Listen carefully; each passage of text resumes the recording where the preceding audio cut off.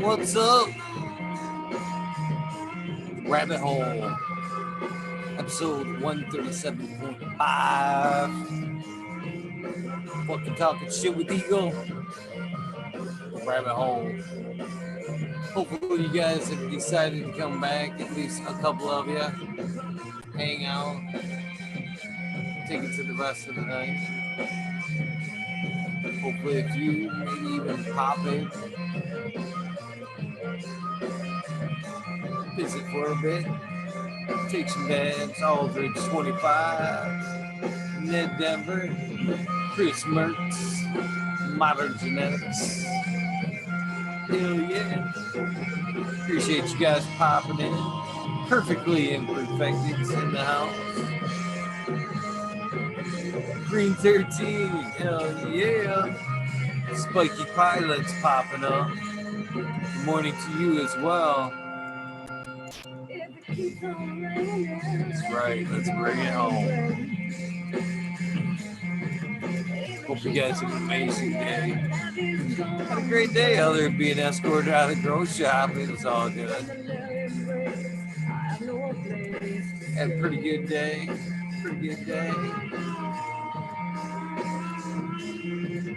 Free ball. Bingus in the house. Be too crazy for you. That's awesome. Thank you for popping in, Bingus. You want to hang out? You got the number. Perfectly Imperfected.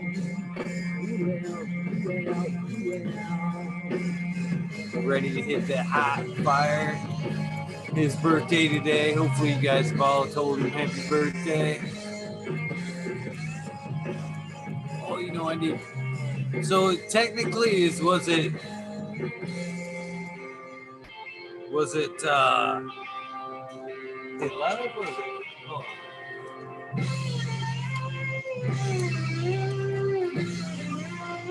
So Spiky, or I'm sorry, ready to hit that hot fire. Is it the 6th or the 7th? Yeah. Thank you, Rossi Jeff, for popping in the fucking time for work. Have a good one. What's up? Thank you for popping in, Stu Moon.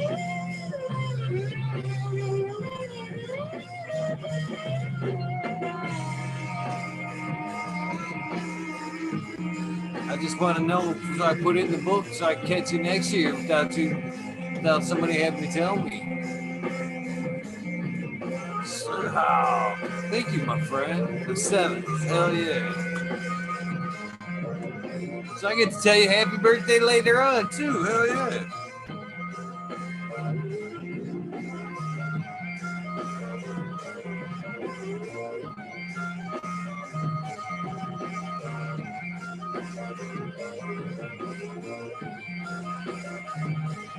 Cool. That's really cool.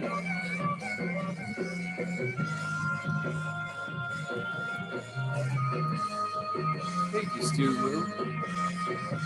Smiley, you back in the house or what, man? Don't hang out. Maybe we get Bingus to come play.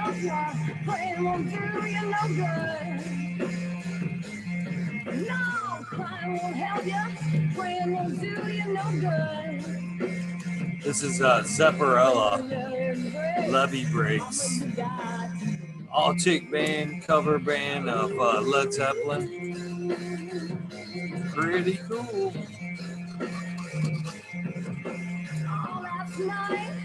21 already back. It's pretty awesome.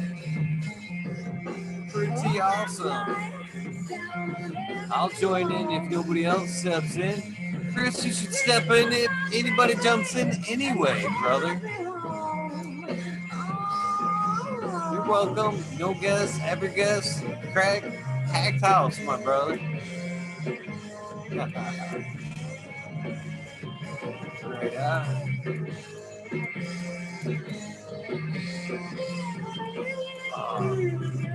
Yeah, Denver, what's up?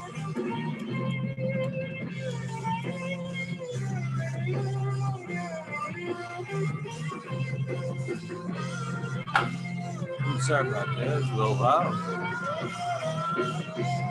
Roller. Where's my roller? Under my book. I agree with Modern there. Yeah, that's right, man. Someday, Aldrich, all we gotta do is get you on, man. Like I tell you guys night after night, I want to get all you guys in. Well, Bingus, you don't have to jump in, but I do appreciate you stopping in. That means a lot, man. Either way, that's huge, man. Supporting the show and just in that little bit, man, fucking helps immensely. Thank you, my friend. Want to play some Blues Traveler?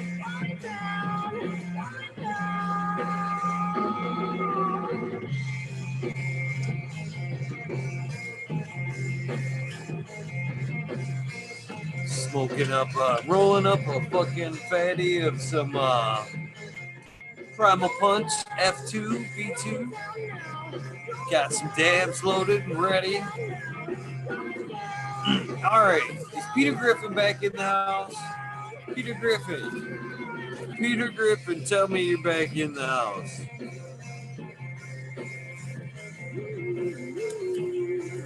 That's all right, brother. No face. We can do no face. We could just do like a fucking background. You don't have to say where you are. None of that good shit. Thank you, Bingus. Lily Luna, how you doing? It's a new name there. Well, I just caught it, by the way. Midwest Outlaw 31.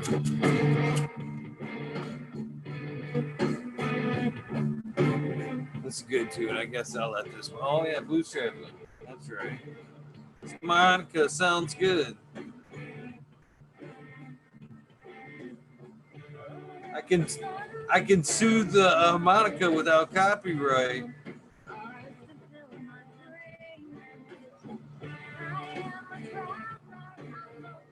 With some juicy.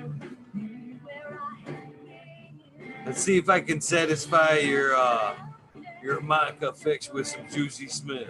Huh? Find it here right quick. If you haven't heard of Juicy Smith, you should really check him out. By the way, where in the heck is it? It's never right where you want to find it. Where the heck did it go? Fucking way. The name of the song is Blueberry Jam. Can't believe I can't find it.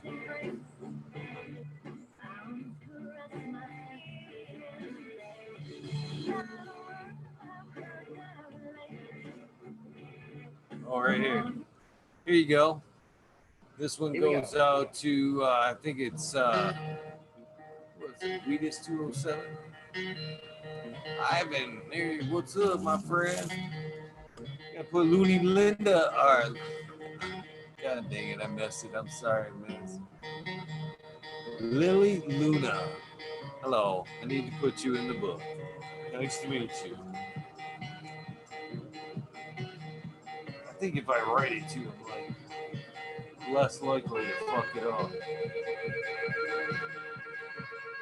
Witchy Weekend. Ah, I got you.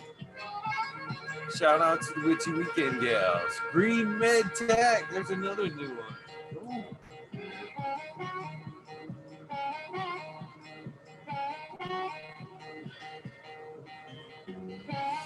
Hopefully, you guys will be popping in soon. You guys have been formally invited to hang out. Chris Merch, Ganja Grower, ready to pop in.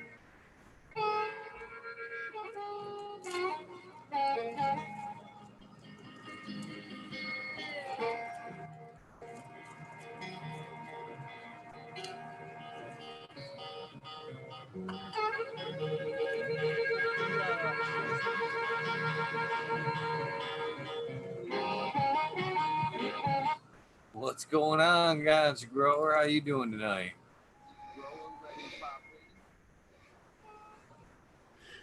Hey, sorry, my mic was off. Still have a couple technical difficulties here. I hold on. I'll be right back with you. Yeah, no worries, my friend. No worries. Grokowski, what's going on? How you doing? Long time no see. Hope you are well, my friend. Slap the into me. Fire in the hole. Oh yeah. Well, like I was saying there, the girls over there from the Witchy Weekend, Amber, Luana. I know I said that probably wrong, and I'm sorry. But the Witchy Weekend gals have come over, have been invited to come out, hang out, and play on an episode, and tell us what they are about, and kind of introduce themselves into the community. I think that would be completely awesome. We do have a few that tune in very weekly or nightly, rather. Of course, Chicha B, Madam T are usually in the house and hopefully have checked in at some point tonight. And Amber stopped by yesterday. It was pretty cool. Or 2 nights ago, Amber popped in. That was awesome for her to check us out, check out the show. And again, tonight we have Lily Luna checking out the show. Honored, very honored. I am getting ready to smoke this fatty while we're waiting for Mr. Chris Mertz to pop into the show. Maybe take a dab. You guys been plotting a dab for some time now, that's for sure. Green Mid Tech. Nice to see you join the show as well. Pretty awesome. How you doing, Ganja Grower? How's your day been? That was great. That was a great little fucking gem of a show. My Irie Thank you. slaps. I want to know who has what for Irie slaps. These are the three that I got. The cross. I like the last one. Yeah, it's pretty cool. All of them are really great. He's got some good artists working on some of his stuff here. But yeah, that was great, Eagles. Anytime you get Rasta Jeff on a show, it's just he's got lots to offer. You know, it's funny you say that. You said Eagles. I love to hear that. But anymore, it reminds me of fucking Farmer Willie. You know, That's why I Charlie's say it. Farm 420. I miss them. It's funny. You know, you guys think I may be talking a lot of shit when I say, when I shout you guys out and whatnot. But I seriously notice when you guys aren't in chat or hanging out, you know what I mean? And I think you've noticed, if I ain't seen you in a minute, you definitely get a little, hello, how you doing? Hope you're doing well. A little friendly reminder that I'm thinking about you. Not necessarily calling anybody out for not being in the chat, but I like, hey, miss you. Well, how have a good day.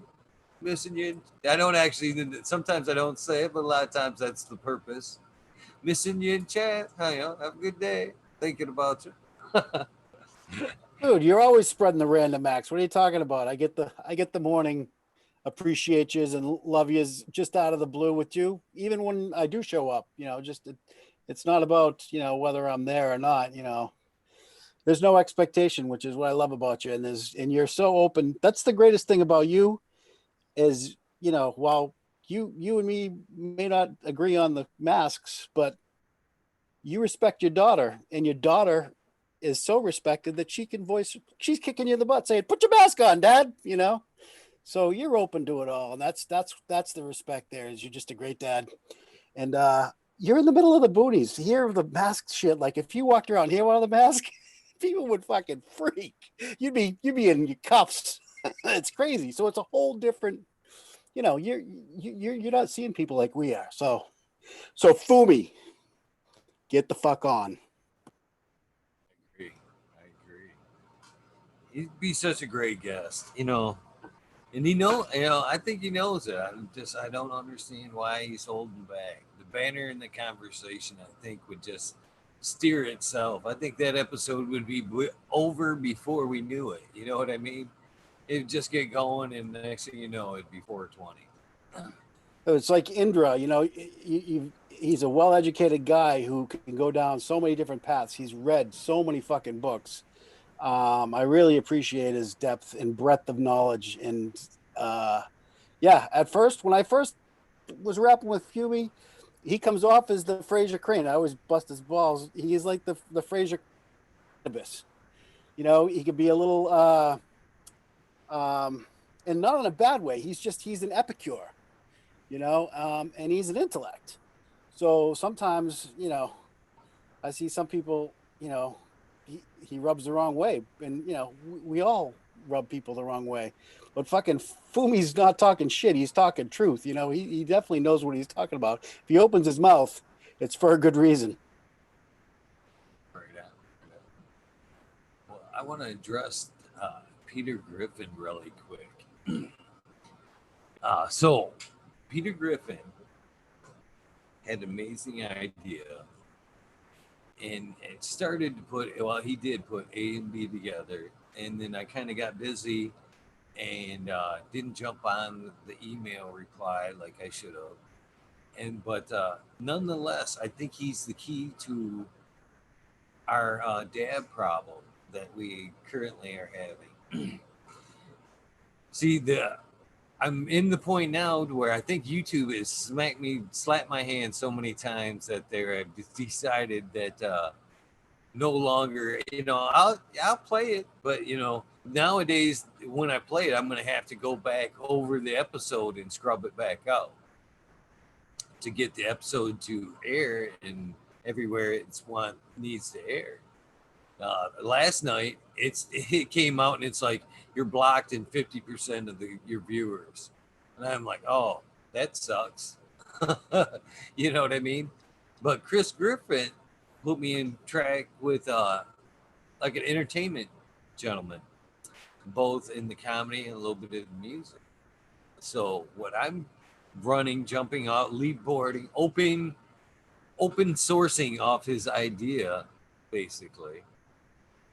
Uh, I think would be cool is if some of his comedian friends somehow could put together like 2 minute deals, you know, maybe some jokes or something.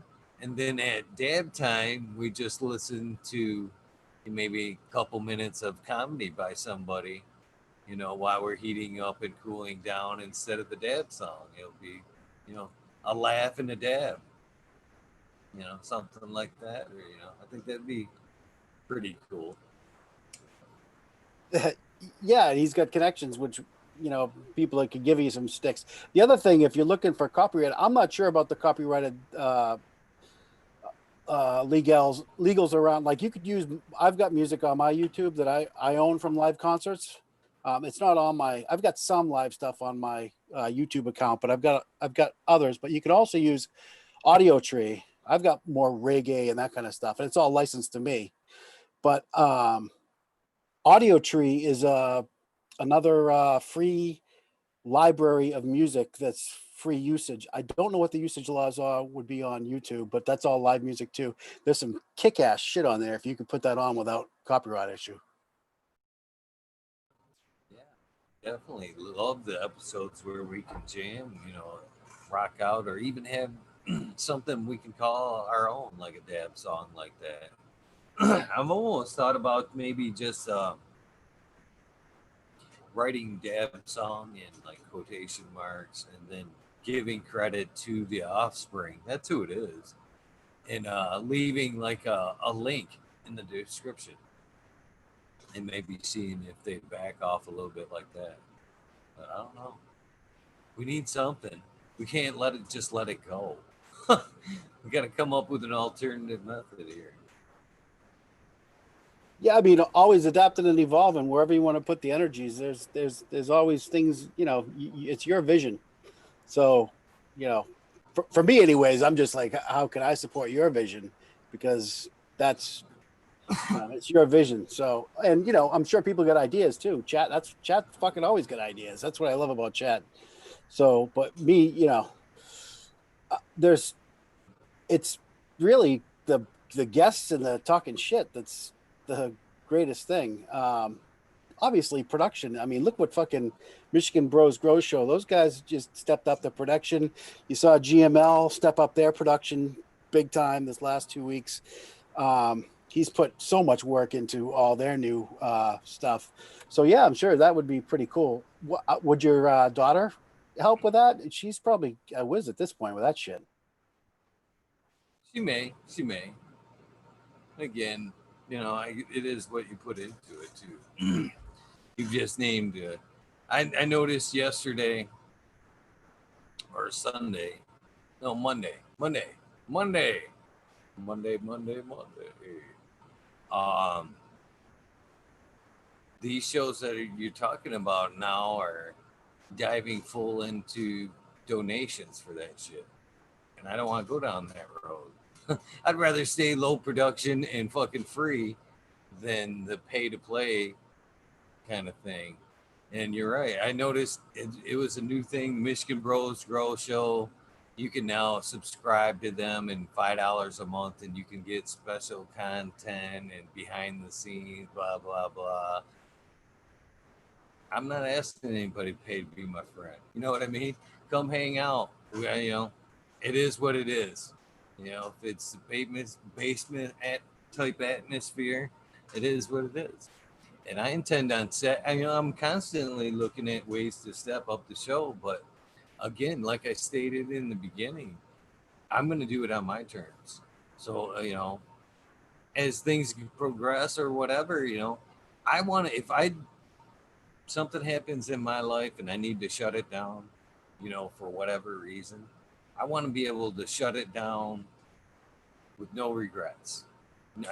Nobody paying in monthly, and I feel obligated because there's shit coming in. I want to put it to rest and go, I did a good job. I don't, everybody had a good time. Nobody paid me to do shit. Fucking, that's the way I want to do it, and I ain't doing it no other way. like you've done your life. You gotta just drop the Yeah. mic. You gotta drop your mic if you fucking don't like it. Fucking just drop the mic. You can walk away anytime, absolutely. But you got a fucking great thing going. So that's the production is only one little part of the show. It's just one little piece. And yeah, sure, that's just one piece that you can refine. But the most important thing is you'd be happy. Well, I want everybody else to be happy with what's going on too, but it just seems to be, that seems to be the better way. I like it the way it is. And, it is what it Yeah. is. Yeah, but you just don't want to burn yourself out like Groma. It seems to be a it's not always about the getting shut off by YouTube that people kind of leave the YouTube game with, but that's the great thing that you got going here is that we've got respect for each other. Everybody has differing opinions about a lot of different shit, including growing but there's love and respect for everybody. And I don't find that anywhere on fucking any other platform as far as there's too much jade. The love for the plant needs to be there first, and then everything else follows. I've been wanting to say this too for a while, Chris. Is you've been one of the other great people that's been nice enough to try to help get content for the show, and like Sergeant Pepper and Smiley's Gardens. If you're wanting to be a part of these episodes that you're helping me to be a part of, you're more than welcome. And with that being said, I'm actually thinking about like possibly opening up like one day a week to where it's like an open source day. If you can come to me and tell me that you've got, a good idea and somebody lined up that you want to spread some knowledge, then I think I'd be willing to give up a Wednesday and like say if you wanted to do an episode one week, that's cool. You got a guest lined up and you want to bring something to the community, I'd be willing to back that. You know what I mean? And I think that'd be cool. Peter does that with the Future Cannabis Project and gets so much respect because he's just a great guy, New England guy. But yeah, he does that where he And just fucking he just, hey, you want to take? Here's the numbers. Do this. You know, I trust you. Here's the keys to the castle. Just fucking do it with respect. And he's done really well with it. It's kind of cool. But yeah, I'd be willing to do it on occasion, and I'm sure there's a lot of other people who would help you out whenever you need a day off. If you want to do, that's the great thing, is that variety of perspectives for a bunch of different stuff kind of might, you know, just, I'm sure that helps with diversity of everybody because the more people you have, but certainly, you know, you're Well, the, what I've come to realize on this thing here, Chris, is you guys are doing it ain't easy to light up the guys. I think you've kind of realized that a little bit, reaching out to people, that it's not always a one shot and done type deal. And what I'm kind of putting together in my head is there's a reason why like people like yourself are reaching out to these people, and it's obviously because you a have a lot of respect for these people, and b they possess something you want to learn. So with that being said, why the fuck wouldn't you want to be on that episode? You know what I mean? oh, Why hell leave yeah. it I'd into love to fate? be it. And you know what I mean? Why leave it into fate in my hands to ask the questions that you're wanting to hear from the person that you've lined up? Plain and simple. Eagle, Plain and simple. I haven't had a trade show since last year. We had everything shut down, so I haven't seen a rep. These reps need to be coming on these shows because we're doing them a favor. None of them can convention right now. How cheap is it to go on and promote your product on once? I mean, it's an easy sell with a lot of people that are in the industry. You know what I mean? Or it should be an easy sell, but people just aren't very giving of their time sometimes. You know, it's tough. Um, Well, I kind of look at it this way. It's a two-way thing. You've kind of said it in kind of a way that may be terrible for somebody to digest, but it's kind of true. They could come on and kind of sell their product, but not be backed by the show. A, because I want to maintain like an unbiased type seat here, and two, uh, they can come on and tell us about their product, but moreover, we get to learn something about that product, or it might just be something that we apply knowledge we apply in other ways that we just take out from that episode. So we might have to listen to a little bit of infomercial to get some light knowledge, for example. You know what So I mean? true, man. And that's like, yeah, it's like everybody's selling something. You know, everybody's selling something, you know. So yeah, you just get the icons. And the cannabis icons from the convention are fucking OG growers. You know, they're all OG growers. So they got a lot of wisdom and, you know, like yourself. So getting these guys out to the conventions, that's the great thing about this outlet and what you've created. It happened at such a great time and really melded a lot of great stuff. And now with conventions, it's really the conventions have really, you know, completely shut down, and it's a new outlet, and it's a great way for us all to get a convention experience, you know. So you keep your I like to think that you're one of the guys that keep your finger pretty closely on the light, what's going on in the light industry. And so have you ever heard of Canon messing with lights? uh Canon, as in Canon the camera company, or the Black Sail? Well, I'm assuming the way it was put to me, camera company, because they otherwise they would have said he's I've got a big deal with Black Sail, but they kept saying over and over he's got to deal with Canon come in and bring in all these lights. And I'm thinking to myself, I smell some bullshit here, but I don't want to necessarily call it because maybe there's some tech on here that I don't know about yet. But that's why I'm asking: is do you know of a light company named Canon, or is Canon got their money into some lights? I mean, with them doing lenses, I could see maybe, but That seemed like a stretch. There, Canon is in the LED game. I mean, Canon has an electronics division. I don't know what machine that they're assembling on. I have to look into it to see what they're using for. But basically, it comes down to what you're installing the fucking boards with and how you're handling. The best possible outcome is to have your boards, if you're doing boards or strips, manufactured in a Samsung factory, in a approved Samsung factory, because that's the best and highest tolerances. Once you start subcontracting that work out, the air quality is going to be different. The way the machine is going to be of a different caliber and quality. Samsung only has the best and the greatest. So same with Osram. Osram has a new machine, and they're actually making LEDs right now that are competitive, if not maybe slightly better. I haven't seen the complete data on that shit. The sphericals on some of those lights still aren't out. I don't know if anybody asked that the other night. I went to ask about that, spherically what they're at, but the yeah, they're in the game. I haven't heard of anybody using it, so I really, until I see an actual spec sheet, I couldn't.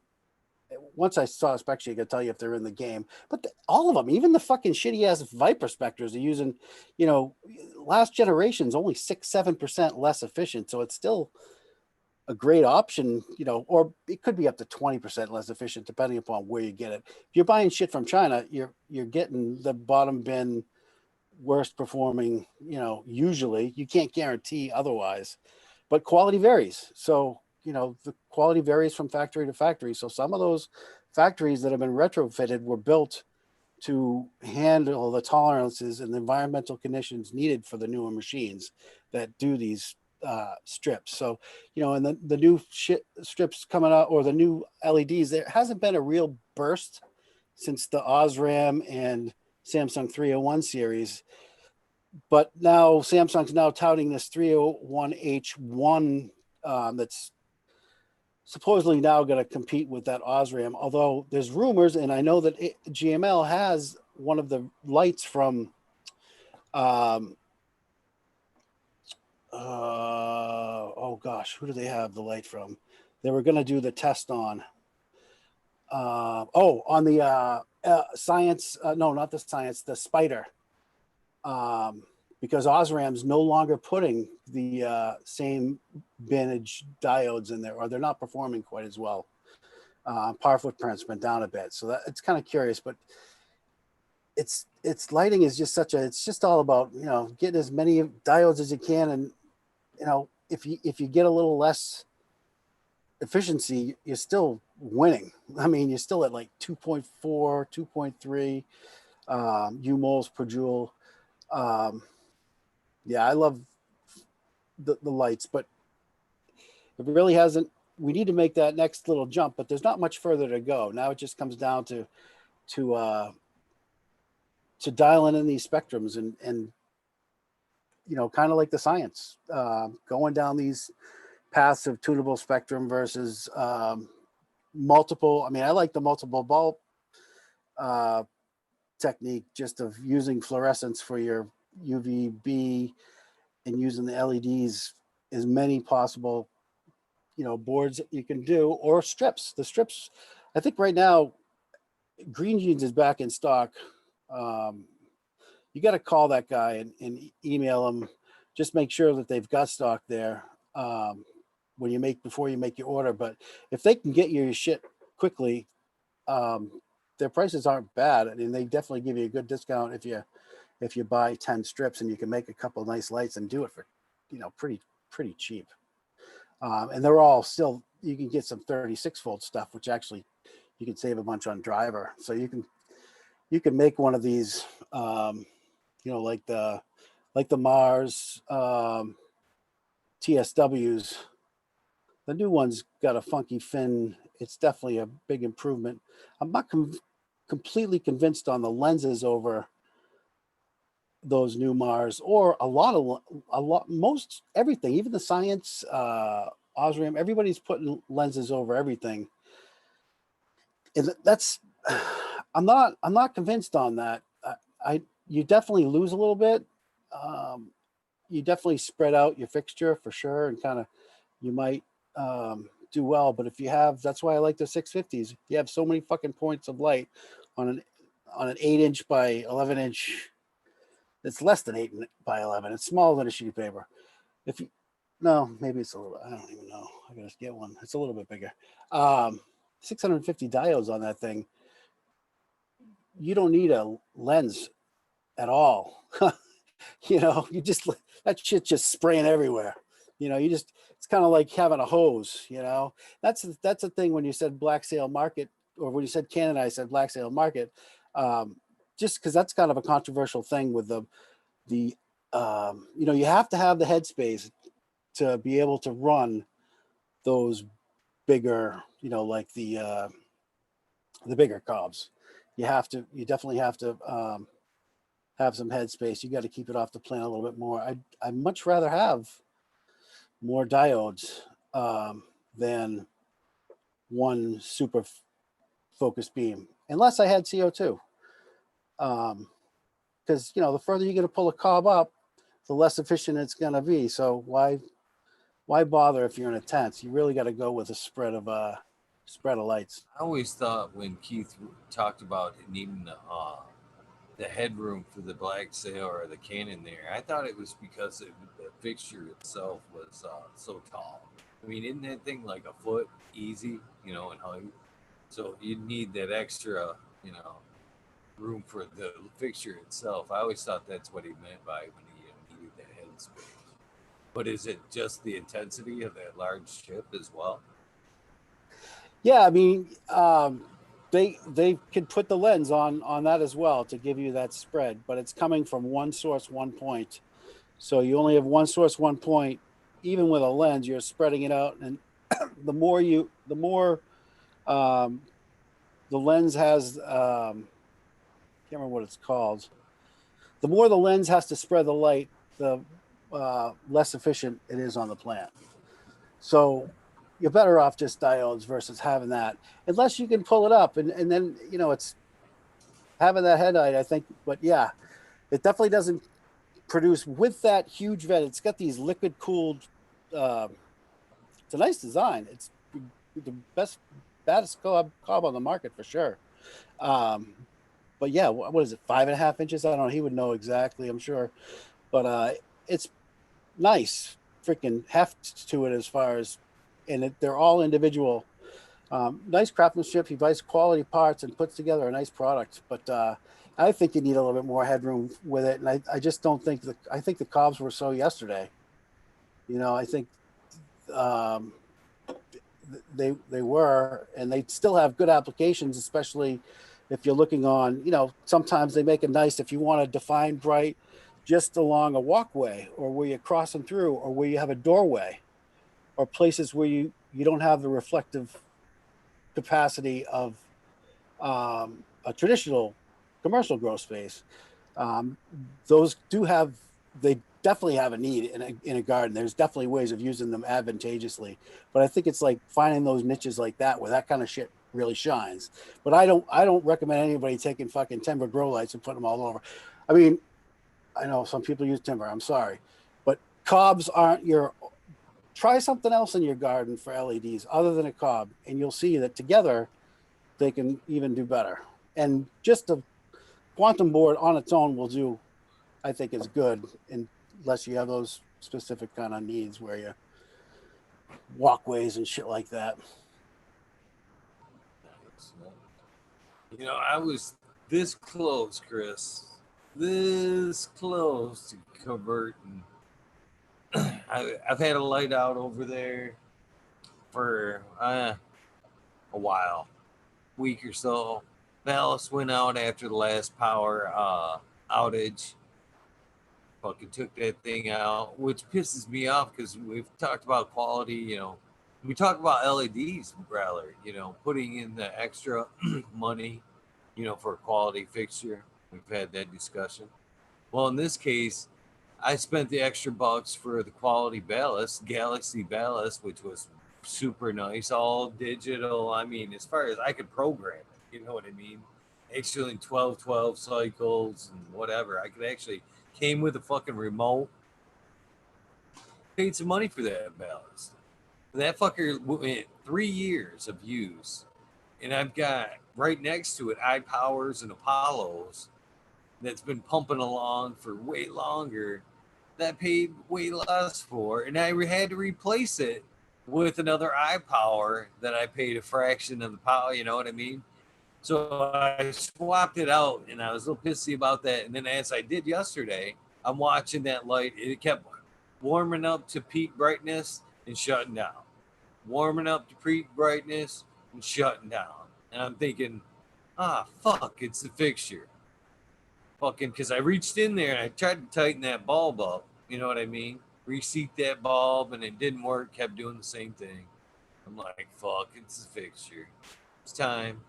And I'm thinking to myself this morning, I'm like, if I got to start dismantling fixtures, I'm fucking done with this. This tent's LED. So I started already, put out a couple, I got some shit down. How much is it going to cost me to fucking do this? And then tonight, before I fucking, the show, when they opened it up, I took that bulb out and threw in an old bulb that I had, and that bad boy fired right up. I'm like, maybe she'll go a little bit longer. But it's definitely limited, man. As far as backup ballasts go, I'm not buying any more ballasts. Not buying any more fixtures.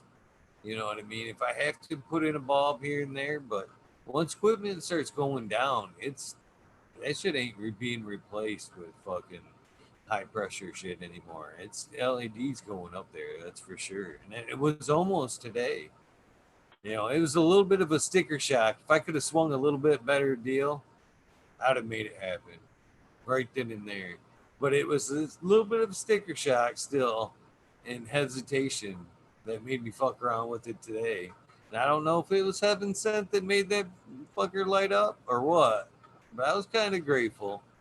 But it's definitely they're there. In my heart, I know that I could take down them fixtures and replace them with LEDs and do just as well.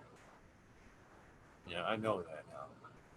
For If sure. you could wait 60 days, you're going to see a huge drop in a lot of these fixtures, with the new Samsung manufacturing. That stuff's second tier now to the newer stuff that they're trying to, which is the future. That's, So you're going to see. I know GML, Gene have alluded to the fact that they're going to be offering some discounts, and I'm sure the other guys will follow because they'll get priced out otherwise. yeah, I can hold out 60 days. I've got a few more ballasts and hoods, and I could patch it together. Eagle Gardens, don't you use sponsored LADs? Yeah, and they were the first ones. One of them was the first one I reached out to, and he's like, "This is real talk. I can give you 15% off." And I was like, and this is a sponsor. I was like, And then I even kind of approached with the idea of, maybe I can use the show with a little bit of leverage. I'm not entirely dumb. You know what I mean? I don't want people to reach in out of their pocket and pay, to watch or whatever. But if I can use a little bit of leverage, social media leverage to help myself out a little bit here and there, I'm not dumb. I'm not dumb. You know what I mean? So I did reach out to one of my sponsors and was like the same one that offered 10%. I said, hey, this is what I'm willing to do. If you can give me a little bit better of a discount, I was hoping for a lot better discount. To be real honest, I'm not bullshitting anybody. You know, I'm fucking. You tell me, I will honestly tell you exactly fucking what's up, because that's the way I hope people would be with me.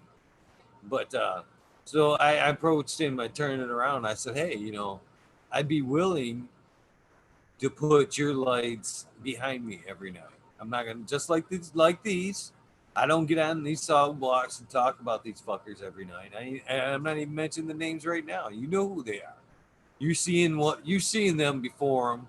I don't even have to say nothing. You're seeing the shit go down. Same thing with this, basically. I said I'm willing to put them in the shot every night, and it's pretty much might as well be a banner, just like anything else. I'm not gonna fucking talk about it, whatever, but they can be seen.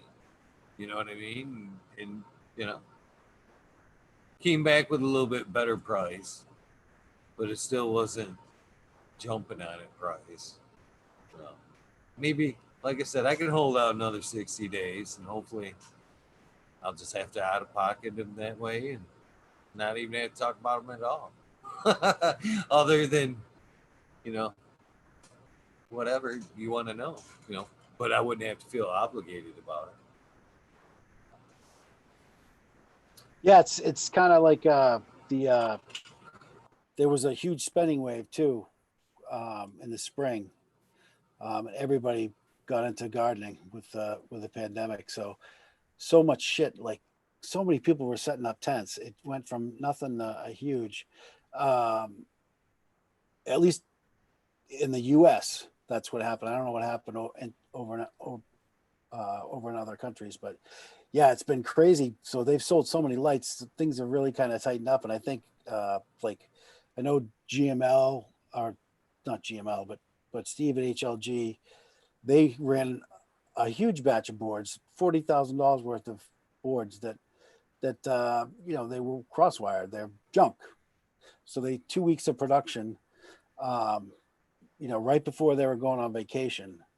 2 weeks of production because they weren't retooled. I don't know exactly what happened, but bottom line is $40,000 worth of boards ended up on the shelf. So those guys are really kind of hurting right now. So I really feel bad for them. The last time I ordered from them, I didn't ask for anything. I just felt bad because I know that they're sitting on all that shit, and they've been so good to me in the past, that and so good with answering questions and being open about it.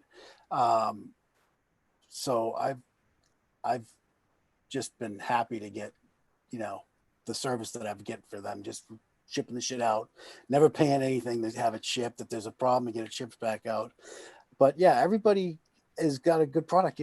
I'm hearing in chat, people got Spider Farmers, the Viper Spectras, Sam Chen at Viper Spectra. Those guys really stepped up the game this past year. The reason why I kind of get pissed off at Mars and fucking Viper Spectra and these companies, that these were the early Amazon adopters of LEDs. It's because they were all in this blurple game, and they all started fucking. It went from reality and honesty to all these companies coming out with these bullshit figures. 1,500 watts, 75,000 watts.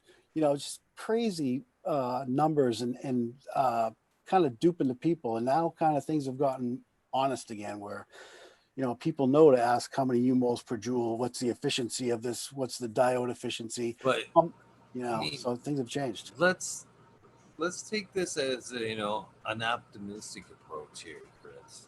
You know, and realistically, this is the way I see it. You know, I appreciate what you're saying. Really, I do. I can kind of see that. But if we look back in that time, uh, shit. I mean, look back now as far as this goes. I mean, as soon as you start talking PPFD and all that good shit, people are like, uh, uh. You know what I'm saying? And back then, it was even more for it. You know what I mean? They had really nothing else to base it on or catch our attention other than the watt value. You know what I mean? And they were just kind of the misconstrue was, I guess, the wall watts versus diode watts. They were trying to stack diode watts, what their max could be versus what they were actually pulling out of the wall. And again, I actually that's that method to this day, I believe, still open for debate. What we consider wall watts versus what actually the measurement of light being put out now isn't. Shit, is that even accurate or even fair anymore? So You no, know? they were comparing it to incandescent at first. So they were coming up with wattages that were like 5,000 watts, 3,000 watts, 2,000 watts. Even the 1,000 watt fixtures aren't 1,000 watts. They were based on not LED efficiency. They were based on the basically the old style bulbs, which are so basically LEDs today are they run at about what 8 to 10% of the amount of wattage or amount of energy is needed for an LED today. 8 to 10% of what it would have cost with an incandescent bulb. So basically, we have shrunk our energy usage on bulbs 90%. So the the whole game has changed in that respect. See that too. And now again, as far as us be talking about the blurple, we all kind of talk the blurple. In fact, I've got stacks of them up there, and I almost went that route, Chris. I was almost that guy today that pulled down them two lights behind me and threw up probably fucking 10 fucking blurples to fucking just blanket that thing in just an ugly spectrum just to fucking do something there. But yeah, it would probably been ugly, but that's what they knew back then. I mean, it's we progress. So we can't hate on Mars and shit for bad measurements, and again, nothing against any of them. I think it was just ignorance, a little bit of ignorance on the consumers' end, and them taking a little, maybe a little bit of advantage of numbers, like you said. But moreover, I think it was ignorance on both parts, not knowing how to present it, and us not knowing how to understand what they were trying to say. Yeah, it's the bottom line is getting the most bang for your buck, and no doubt a lot of those blurples worked really well. A lot of people still use them in veg. It is what we knew back then for sure, no doubt. A few companies were cutting edge and were cobs were a thing. Um, Atrium and HLG were chugging along with Samsung products early on too. But I think a lot of the angst and hate came from the whole social media aspect of the whole dealio, as far as people felt duped because they were buying the shit on Amazon because they were getting 5-star ratings, and I think there was just a whole, and I think it was an Amazon thing more than anything, and those guys were pushed to the top, and they were the exclusive. Now there's more choice on Amazon, I think, but I think there's a lot of hate from all that shit from the times.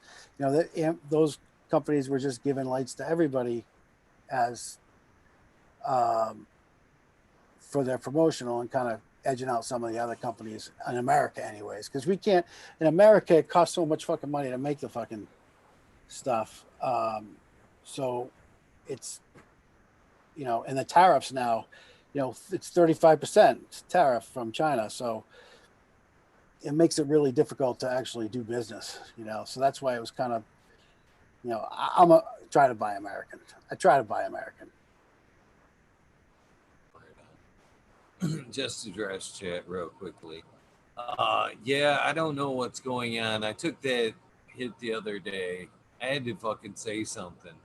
I didn't even say nothing really. I just was talking about shit, and then somebody started playing the game again, and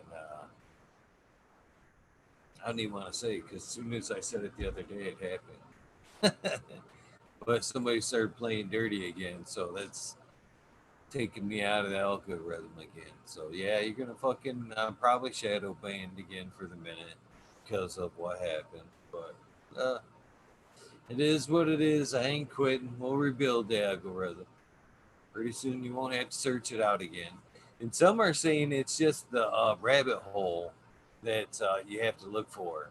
The main show at 11:30 is coming up, but it's the rabbit hole that you have to search for some reason. Maybe they just don't like the term rabbit hole.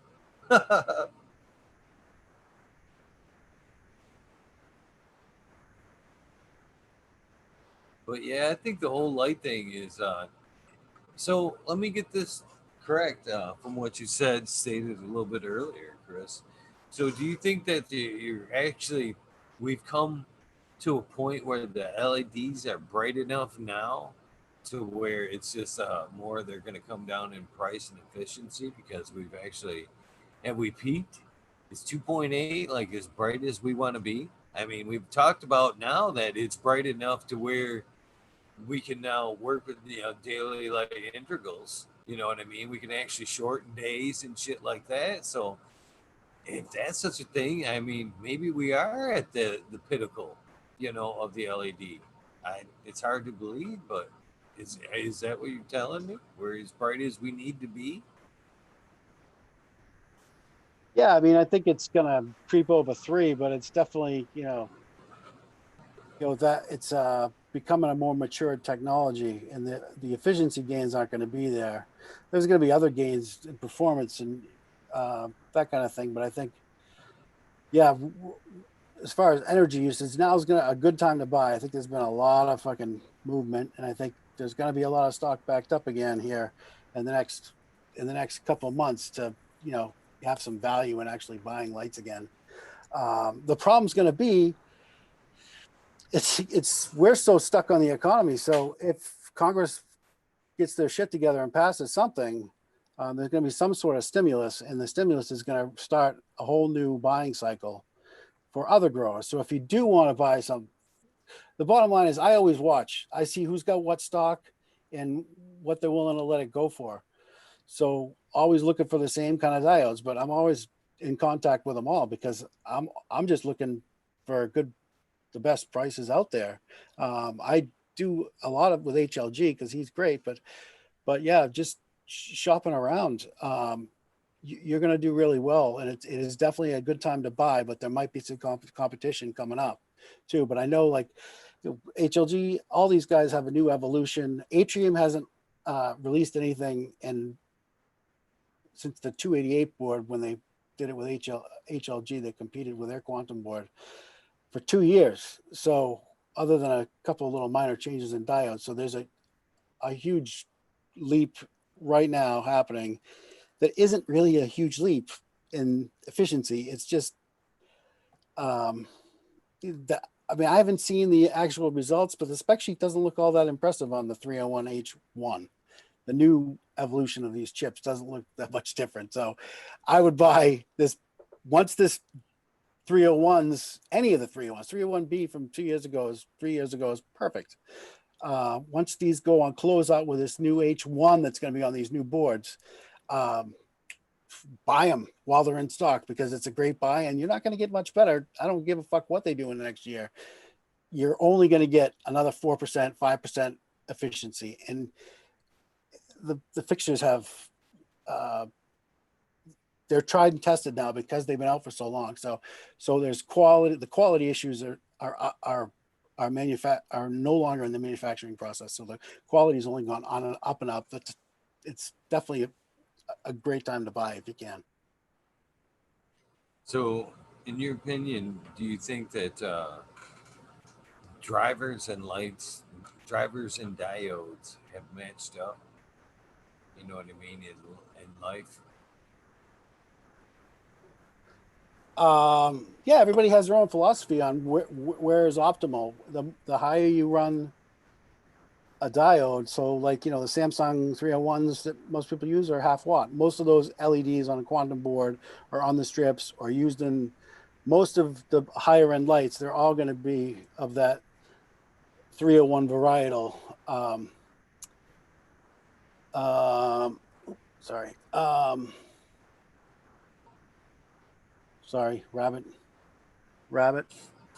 squirrel, No squirrel. worries, brother.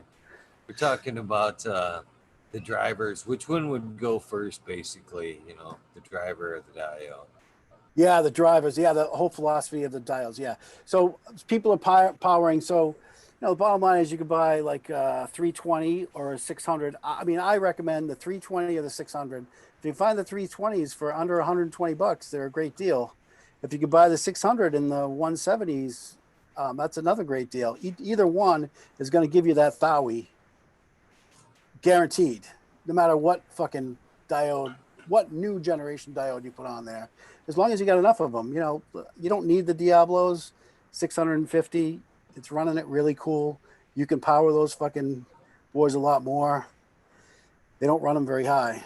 So you can go with the 288, which is last generation. Those 288s is only, so it's not nearly as many diodes, but still in a tent or in most situations, that's going to be awesome. It's basically, you can always put more.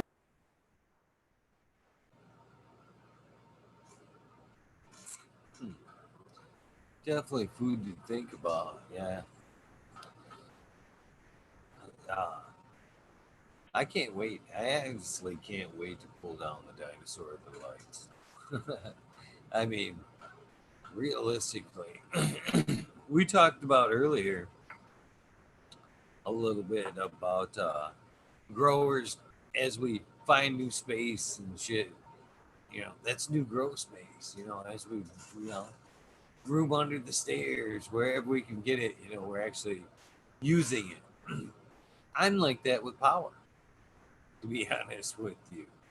So, if what I see right there is, if I pulling down there, I just created a whole new, more power. Unfortunately, probably a couple other 10 or something. And it's terrible.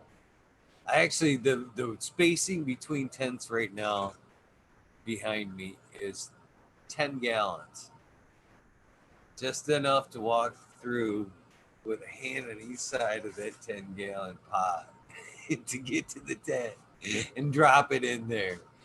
That's it. That's the width in between the tents. They're aisles. That's the aisle of between the tent there. So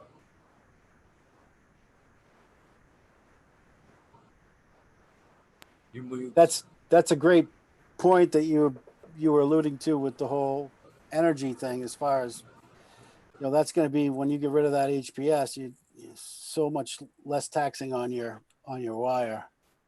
Well, that's the biggest thing is I stringing. haven't done the math there, but I'm very much on the record of saying here, Chris, that I think this tent behind me will do fairly well. But if I'm gonna set it up for optimal, I would most certainly drop in another one of these panels. To be honest with you, in between there, three of them would be efficient as hell. I think they would be better rated for a 3x3, and they'd all be overlapping in a 4x8, and just crushing it with each other. So with that being said, I don't think right now, even with three of them, I can go over there and check the balance. You probably know what on that 300 watt. What's that probably running at 220? Each one of them probably one at 1.5, so 3 amps maybe per Yeah, light. the so yeah, depending on 110 to 220. Yeah, the 220. yeah, the do we got a mean well driver? I've got one of the damn brochures right here somewhere. Um yeah, the power draw on this 600, you can, it depends on whether you have a constant current or a constant voltage or a constant current and constant voltage. There's different style of drivers. So depending on what amperage they run the fixtures at. Okay, Um, this is what we got, Chris. Yeah, fuck yeah. This is what I'm talking about, Chris. Well, I feel like doing the rodeo dance right here.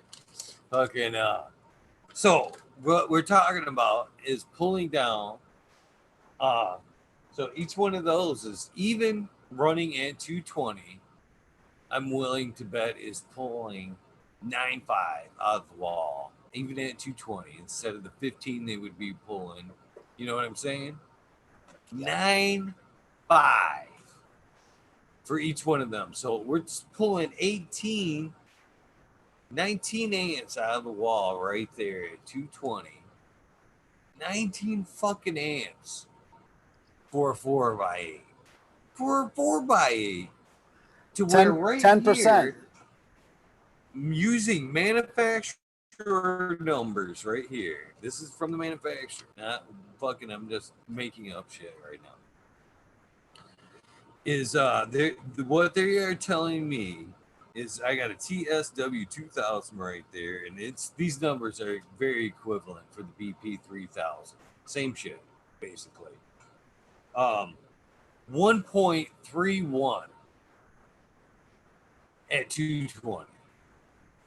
So between the two, I'm barely over 2.6, 2.65, and I'm pulling, and I want to add one. So okay, so I would be what about 3, almost 4 amps for a 4x8, kicking it some good bud versus fucking 19 amps over here for the same fucking space. I feel like I should be wearing a dunce cap right now. Yeah, I mean, I you're really making do. 2 bills and you're pretty much paid for the fixture. I know it. I'm kicking myself right now doing the math, to be honest with you. I really am. I mean, it wouldn't take much to fucking bring that back. You know what I mean? If just in power to be able to, that it would pay that for that fixture. Not long, I wouldn't think. Not long at all. I bet easy. I'm willing to bet to scale them back. I'm willing to bet I could probably drop my bill about $300 a month. At $300 a month, that's what a decent fixture every 3 months, something like that. Pretty close to. I mean, some of them Yeah. I've seen are like, what I just see the Raging Coach was over like $1,200, something like that. So that's, and I thought that was a bit pricey. I really did. And then the new Diablo up there as well, the HLG, isn't that like right in the 1,000, $1,200 mark? I didn't realize they were that high. He's so I mean they won't I don't think they're advertising it, but they're giving a good discount even right now on on even the 650s as far as it's just I know they're going to close out a lot of boards that will drop significantly, like those 288s, which they'll sell out fast. They always average, like I grabbed a bunch of the 288s, the last first generation one before they phased out, and I got them for like the 288 boards I got for like $30 a piece, and they can run at 150 watts. So when the shit closes out, like some of that shit, you get in there early, and some of those boards might go for dirt. They just sell out of them. They only have a small string, so they do put deals in there, and they'll always take care of you. They always take care of the Canna community. Um, but yeah, it's there's only a few in there's only a few in the U.S., a few in, but the Science Light at $1,200 is just it's fucking offering you something special. It's And quality. yeah, it's not like Black Dog where fucking they're kind of. I mean, that's an overpriced light. Fucking Science Light's got some science behind it, and it's actually a pretty cool little fixture. It's a nice little package, well crafted, put together well. They used a really great driver system, well wired. How long the fucking copper wiring from you look at it, if you buy a fucking Chinese hunk of shit, they're not gonna precisely wire that thing. They're gonna add a lead. They're not gonna use solid copper core wire. They're not gonna do the little things. So you're resigned to the fact that the only quality you can really expect is in the driver itself.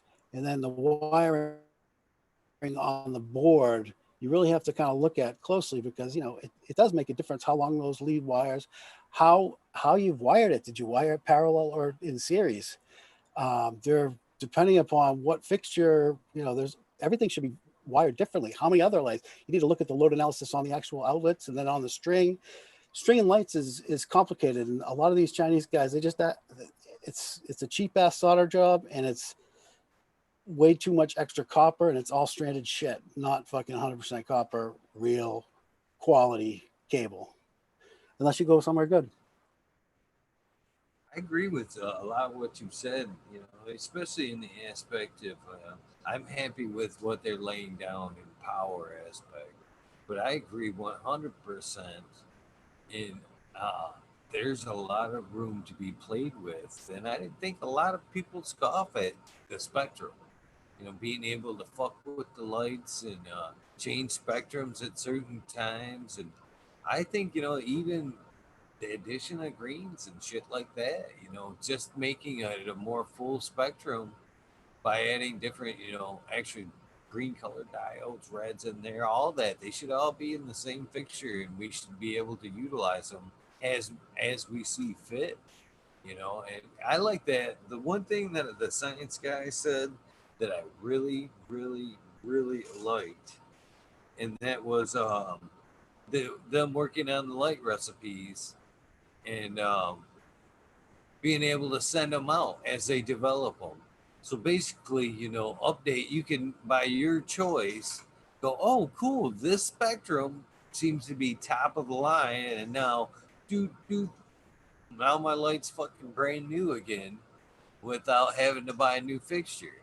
And I think that aspect of it's very, very, very interesting, you know. And that should be, you know, even with them with their scientists and facts throwing us these light recipes, I like the aspect of tinkering my damn self. Taking it right back to the bro science that a lot of people scoff at, you know. Say what you want, you know what I mean. Edison was fucking bro science, according to a lot of people. You know what I mean? You know, just fucking talking shit and fucking trying things on his own. It's all fucking bro science until we've done it enough times and they be able to write a white fucking paper on it and go, listen, I told you. Here it is. Read it. You know what I mean? There's, you know, there's, you know, you can talk, there's a lot of crap about it, and I'm sure there is a lot of crap being talked in the bro science aspect of it.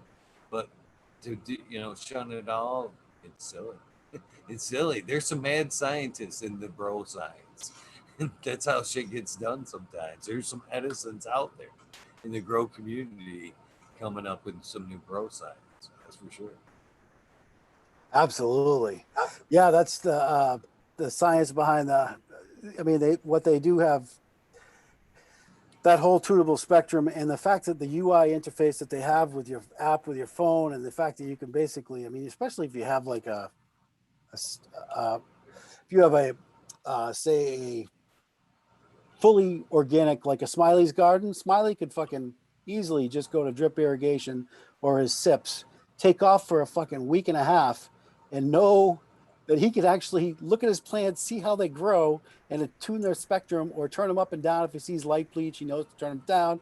He can just completely monitor his garden from afar without even stepping a foot in there. Obviously, it's nice to be in the garden with girls, but it definitely gives you that automation. So it does offer a lot for the $12.99, I think, in those cutting edge kind of, potentials. I think we got Spectrum pretty much figured out in some sense, but yeah, I think it will evolve. I think they're kind of seeing that the blues. So this whole tunable thing, you could go from edge to flower and you know, never even have to step in your garden. You could run a tent remotely almost with those. Oh, that shit's coming. That's, I think that's gonna be, I think you're right on the IPM. cusp. It's great IPM. Well, you're very right. I think we've come to a cusp there with the lights to where them are going to be the next selling features. I mean, why can't why can't I have a light? Seriously, I'm seriously. Right now, I was looking at them at Walmart, but they're, and again, you can laugh all you want because I've done a few goofy things with some lights. I haven't been that guy that's actually put together a bunch of CFL bulbs and fucking grown weed like that, but I've seen it done. I've seen it done. You know what I'm saying? uh, but I seen Phillips. I want to say it was Phillips. Could be wrong here. Had some lights at Walmart, 4 foot units. Said they were 300-watt equivalents, and Bluetooth had Bluetooth connected. $50. They were and you link them together, all link them together. And I was like, that's pretty cool there. I like that. I almost bought one just to experiment with, just because I'm like that. I do. You know, I'm not even going to use that word. I'm cheap. I'm cheap like that. I won't even use that word. Any of But them, and any of them in your garden are going to give you some benefit if they're in that right 4,500, 4,000, so 3,500. with that being said, what I'm getting to is now that we've taken the crazy heat like these lights and we've taken it more to the tech side, why can't I have a fucking fixture with multi cameras in it, maybe a sensor, you know what I mean? I can check my humidity and all that shit. A fucking thermos, right in there so I can check temperatures. I want all my features built right into my light. I want to be able to, like, when I play with my spectrum, I want to turn on the camera and I want to be able to look at the girls. I want to fucking maybe I want some far red in there. You know what I mean? It should. There's no reason now that we've got these bars and we're utilizing them the way that they are. They're not terribly hot, so why can't we integrate more fun features into them, if you will? More techie lights. It would be awesome instead of having to buy cameras and sync more shit up to my fucking Wi-Fi to be able to hook up one light and be able to sync everything right off the light.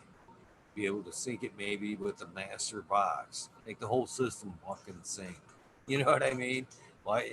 I, I don't want. I actually I don't want a fucking auto watering system, but something like that where I could link my lights up, link my cameras all up, and have everything telling me information like that at once, and I'd still get to hand water, and then if I need to be awake and check on shit and know exactly, that would be fucking badass. But I still want to be in there. Yeah, it's definitely like a lot of the trailers that we were building, they were building it for that specific reason because they were basically going to grow them like that. That was part of their IPM, because that's where they're at. We were doing saltwater aquariums. A lot of the corals and fish, a lot of these guys have saltwater aquariums. You wouldn't believe, dude, a fucking 1,000-gallon tank. Some of those fish in there, I mean, people spend $500,000 on a tank of fish and freely. There's some big ass fucking houses right down the street. But so that whole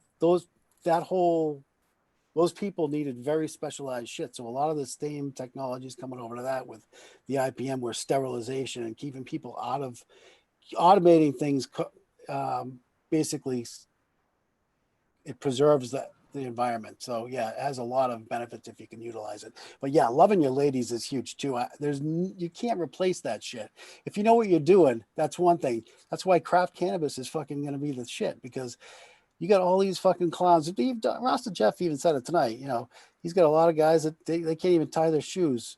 They show up on time and they got jobs, but you know these aren't gardeners. These are fucking job. They're going to their job. You don't have a lot of Spartan groans out there that fucking do it for the love.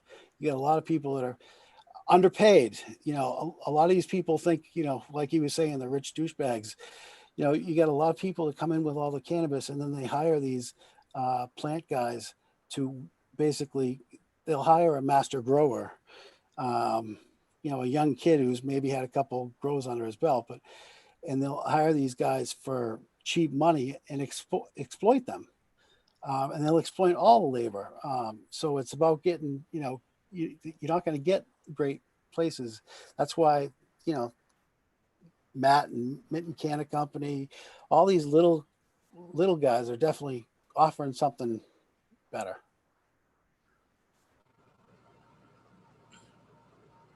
Oh, for sure. I'm telling you, that same gentleman that I referred to today, and again, this is secondhand information. Okay? I didn't see it first hand, but I believe the source. and I know the gentleman that we're talking about, so I could see it because, yeah, whatever. But we were talking about because he runs a grow shop as well as this coming up grow. He said that get gentlemen. I know for one, the guy bites mold like crazy. Okay, and in his personal grow, which tells me good luck on you. If you can't control it in your house, good luck on your fucking large scale grow. Sounds like a recipe. That's what I'm saying. If you can't even deal with it on a home level, you're gonna just start dumping money on it. Good luck. But he said he witnessed firsthand a grower come into their store with a bowl of fucking PM bud and was asking what he could do with it. And keep in mind, he made sure and point out to me that he said the gentleman brought in a bowl of dried bud that was PM covered. Very important to the story. The gentleman who owns the store and is doing this grow looked the gentleman in the eye and told him, walked him over because the gentleman that told me the story was telling him, yeah, you're fucked. Toss it out, wipe your tears, go home, clean your grow room, and fucking deal with your loss and learn from it. The gentleman looked at him and fucking gave him a dirty look, walked him over to the hydrogen peroxide, the H2O2, and told him to go home and wash that dried bud and he would be okay. Now, I've heard of the method being used for harvested bud, but I have never heard anybody being told go home, take your dried cannabis home and submerge it into fucking water and then dry it back out and be smokable was like, holy shit. You know what I mean? And this guy, it's a grow store provisioning center and fucking grow. And I'm thinking, I am never smoking anything that comes from here. Anything. I don't care what you show me and test. I don't, you know, no, sorry. I check it all the time too. Like I've always got jars and I'm always doing the inspections just to make sure that it doesn't happen in the jar too while you're curing and shit. It's paying attention to it, but the little telltale signs. What do you? I mean, I always follow the path to that curled leaf and know that that's a telltale sign. The color, I mean, some people don't even know what to look for. So it's it's and these people are the ones that are being hired. What usually happens though is most of these guys, at least in Massachusetts, most of these guys, so out of the gate they're spending money on a 1 year contract on a good master grower, and then they're getting the roadmap to a successful grow, firing the fucker, and then hiring a guy for 30 grand. So it's really, you got to be working for the right people because there's a lot of dirtbags out there that are taking advantage of that. Purple Thumb OG, I've got um, he's looking at New England to get into the grow game, but I've made a bunch of calls. A lot of shit's still in the pipeline because of our legal. So the three people I know in my area are still waiting on or approval before they can even build some of the facilities. Two have started building, but the building you can wait a year to have all these fucking bureaucrats sign off on your fucking permit. You got to get a closed permit and then an occupancy permit from the town. You got to deal with so much bullshit, so many different building departments to even get a commercial grow going. It's painful. So yeah, so they basically will hire that guy for 100 grand for his first year and he get a pretty good grower in there, and then they'll fucking skimp out right away after that first year when they've been given a roadmap to success and these clowns didn't know a fucking damn thing about growing in the first place. Well, you're very true. And when I interviewed Brasco Farmer the other day, I asked him the same thing when he told me he went to that rec interview for that big company. Uh, that's something that I've heard too. I've actually heard of these interviews being fucking very well taped, video well, and them just like grinding you for half hour, 45 minutes on your process, your tips, and then, have a nice day. So they're just compiling all these video logs of tips and tricks, and you know, it's crazy what this industry's coming to. It really is, you know what I mean? And that's why I'm doing everything but calling those gentlemen out. You know what I mean? Because, I don't want people to be taking advantage or smoking shit like this. You know what I mean? It's just, it shouldn't happen. It just shouldn't be, it shouldn't even be a practice. What's up, Sergeant Pepper 420? It just shouldn't be, it shouldn't be. There should be some kind of, I mean, doctors do it, lawyers do it. I mean, should we be taking some kind of code of efficacy here? As we get our caregivership, I mean, do we need to? We're not gonna fucking put out shit. There should be some kind of ethics here that are unspoken. We shouldn't even, it shouldn't even be a thing. If you, if you ain't gonna fucking smoke it yourself, that's what I'd like to see. I would just like to, somebody like that gentleman that we're. I would just love to take that bowl, fucking just almost angrily, grind it up a fucking joint, roll up one of my fatties and went like, here, funk, you smoke that shit. You right now smoke that shit to me and fucking tell me what your advice is good. You know what I mean? Like the Flint board did Put your in money. Flint, Michigan, when they went to the board and they gave the mayor the glass of Flint water and Glass said, of "You that drink it." water. You guys Yeah, like, "Fuck exactly. no." Put your money where your mouth is, right there. I agree. I agree. That's yeah. It's the way just the way it is. It's the way it should be. Shouldn't even be spoken of. We're talking about human people, human lives. It just should be. If you wouldn't do it to yourself, I mean, just, why doesn't everybody? I can't figure that out. Why doesn't everybody have that mentality? I really don't.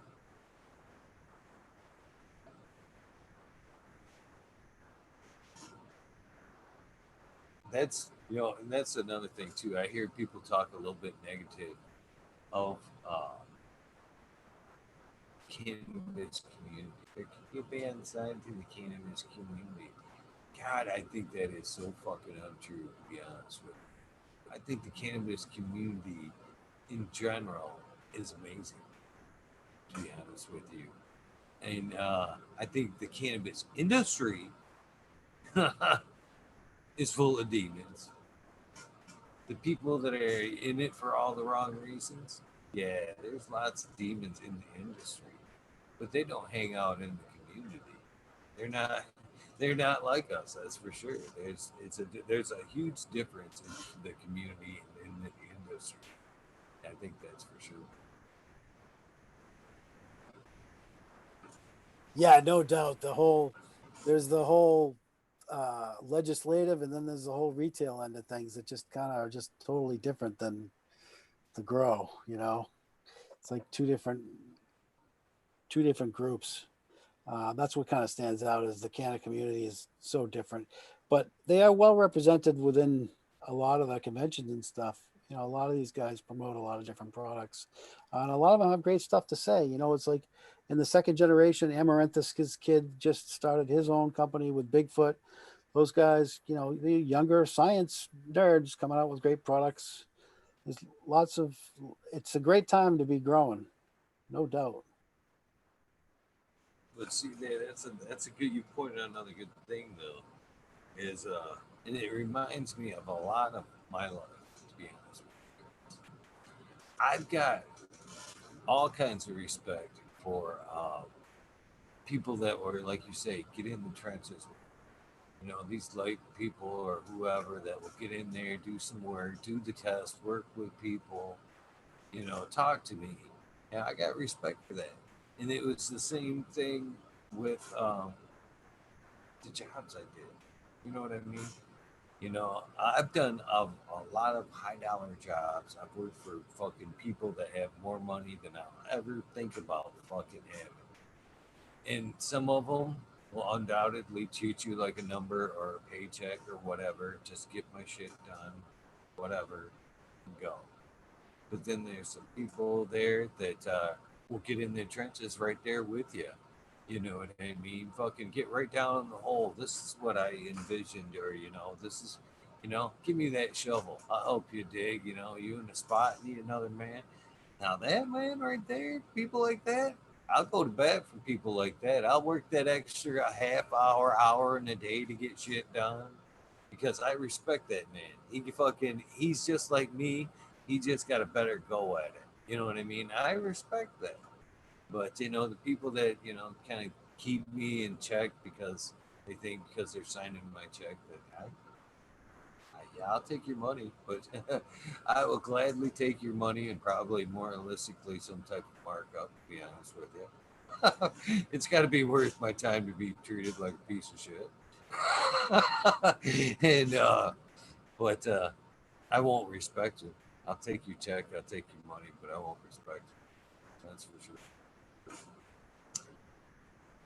You are how you treat people, and if you treat people like they're great, I'll treat you like.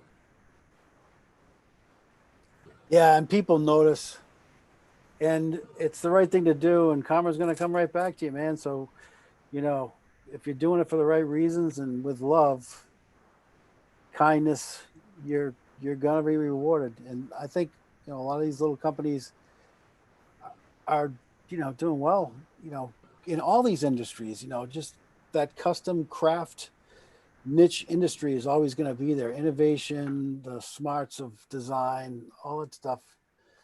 Local is great, especially these times with taxes and tariffs the way they are. It actually makes sense to even machine shit back here. If you can get the materials.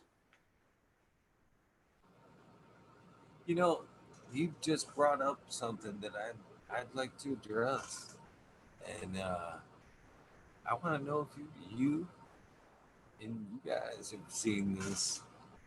Where you guys are at. Has anybody else noticed the delivery trucks are gone? Is that not happening wherever? Because it's happening here, and it's kind of it's weird. It's really weird. I've noticed it not just as far as things being delivered to me, but I've noticed it to my local McDonald's and other things that these bigger trucks aren't pulling up with supplies. It's like people in vans. I've had a lot of FedEx deliveries come out of cars and people's fucking vans, and I can't figure out what the deal is. Why they're not letting trucks leave with packages? Why are people driving their own vehicles and shit now to deliver products? Any thoughts on that, Chris?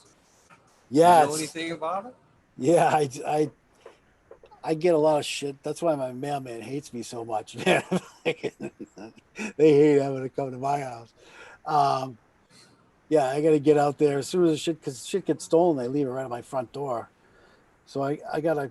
I'm too close to downtown for me to. I've got way too many neighbors. Foot traffic. I got 30 restaurants within 5 blocks. But yeah, so I can't. Got to be more careful. No, I'm just talking about, have you seen that as far as deliveries and shit go around you? I mean, Amazon, FedEx, Oh, right, right, are right. your Yeah, yeah. packaging coming Was in big trucks? squirrel.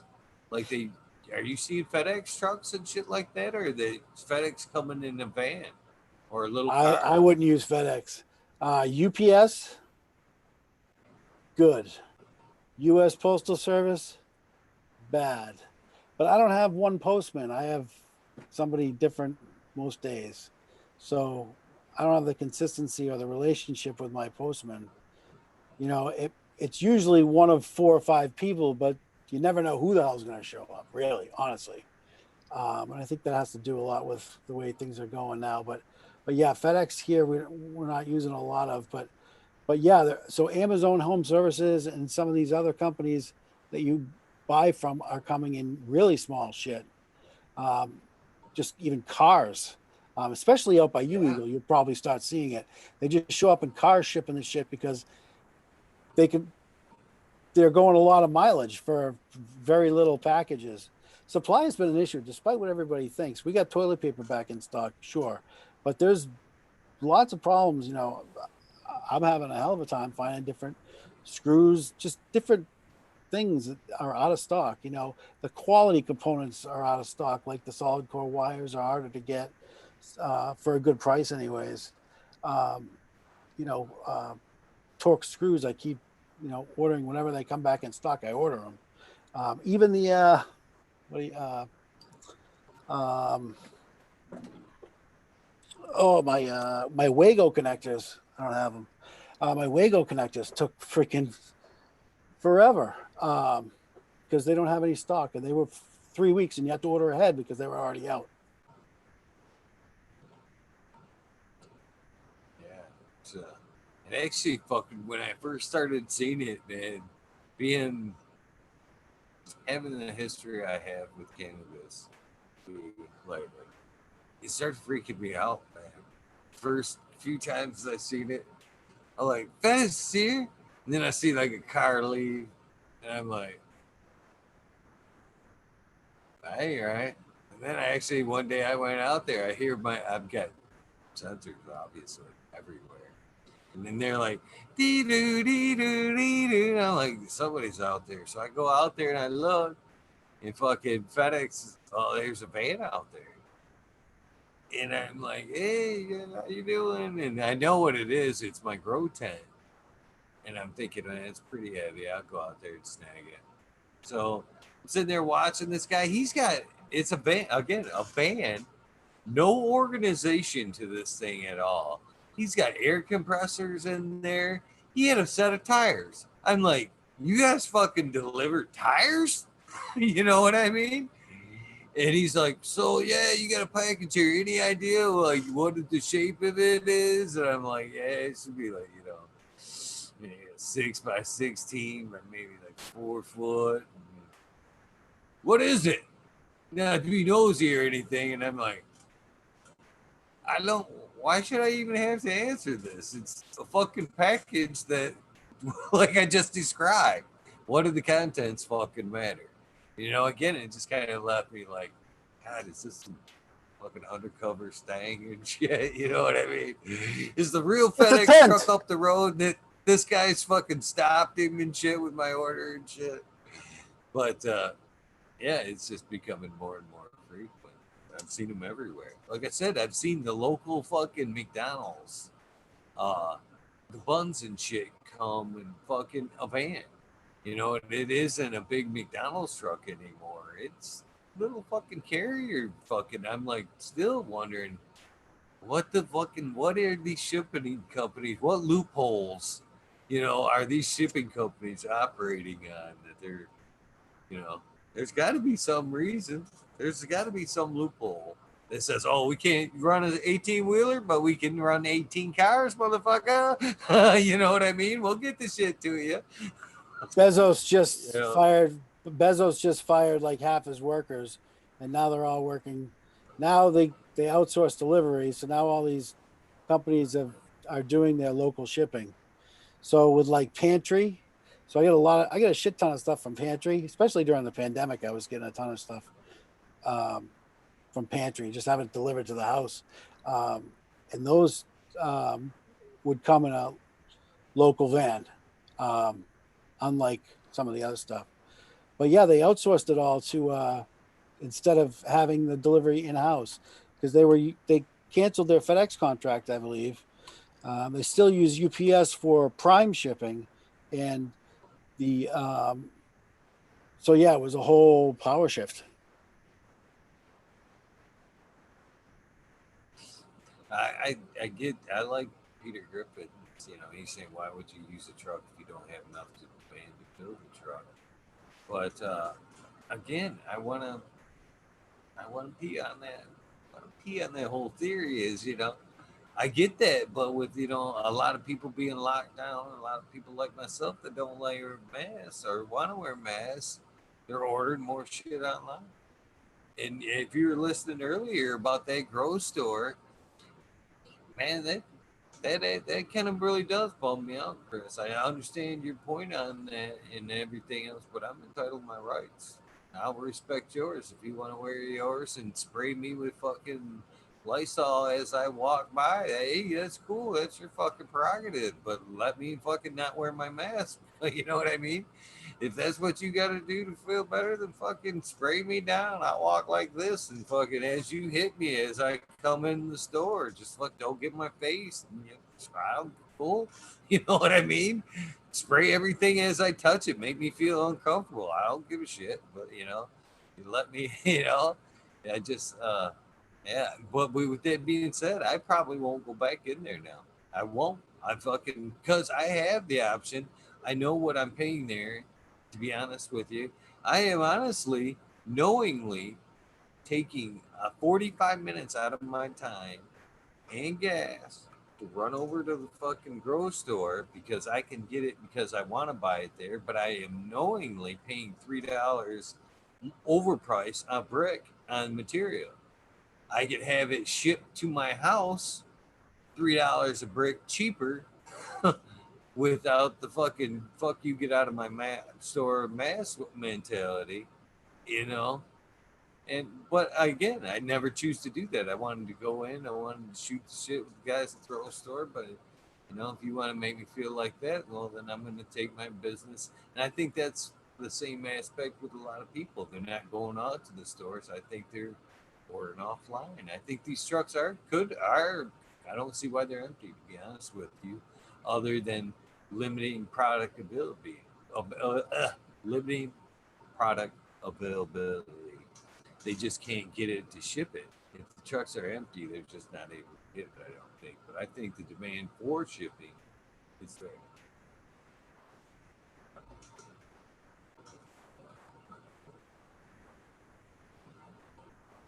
And you want to go into another rabbit hole right quick? Maybe somebody can help me out with this. I got a thing from Google today. I see Peter Griffin tell me Jacob versus Massachusetts Circus, 1905. Google it. I'm not sure what that is, but I probably will. But God damn it, now I lost. Oh, Google. Google. I got a thing from fucking Google on a class action lawsuit today from Google that concerned me, saying that it was going to fucking trial October 10th, and I could opt out of it. I had several options to either get on the lawsuit, opt out of it, but it said in clear lettering, bright blue, highlighted red. If I opted out, then I am waiving my right to sue Google for the same shit later on.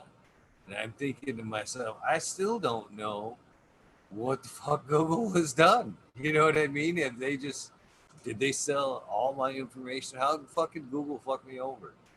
That So they're sending me. They're that's a actually class telling me action suit.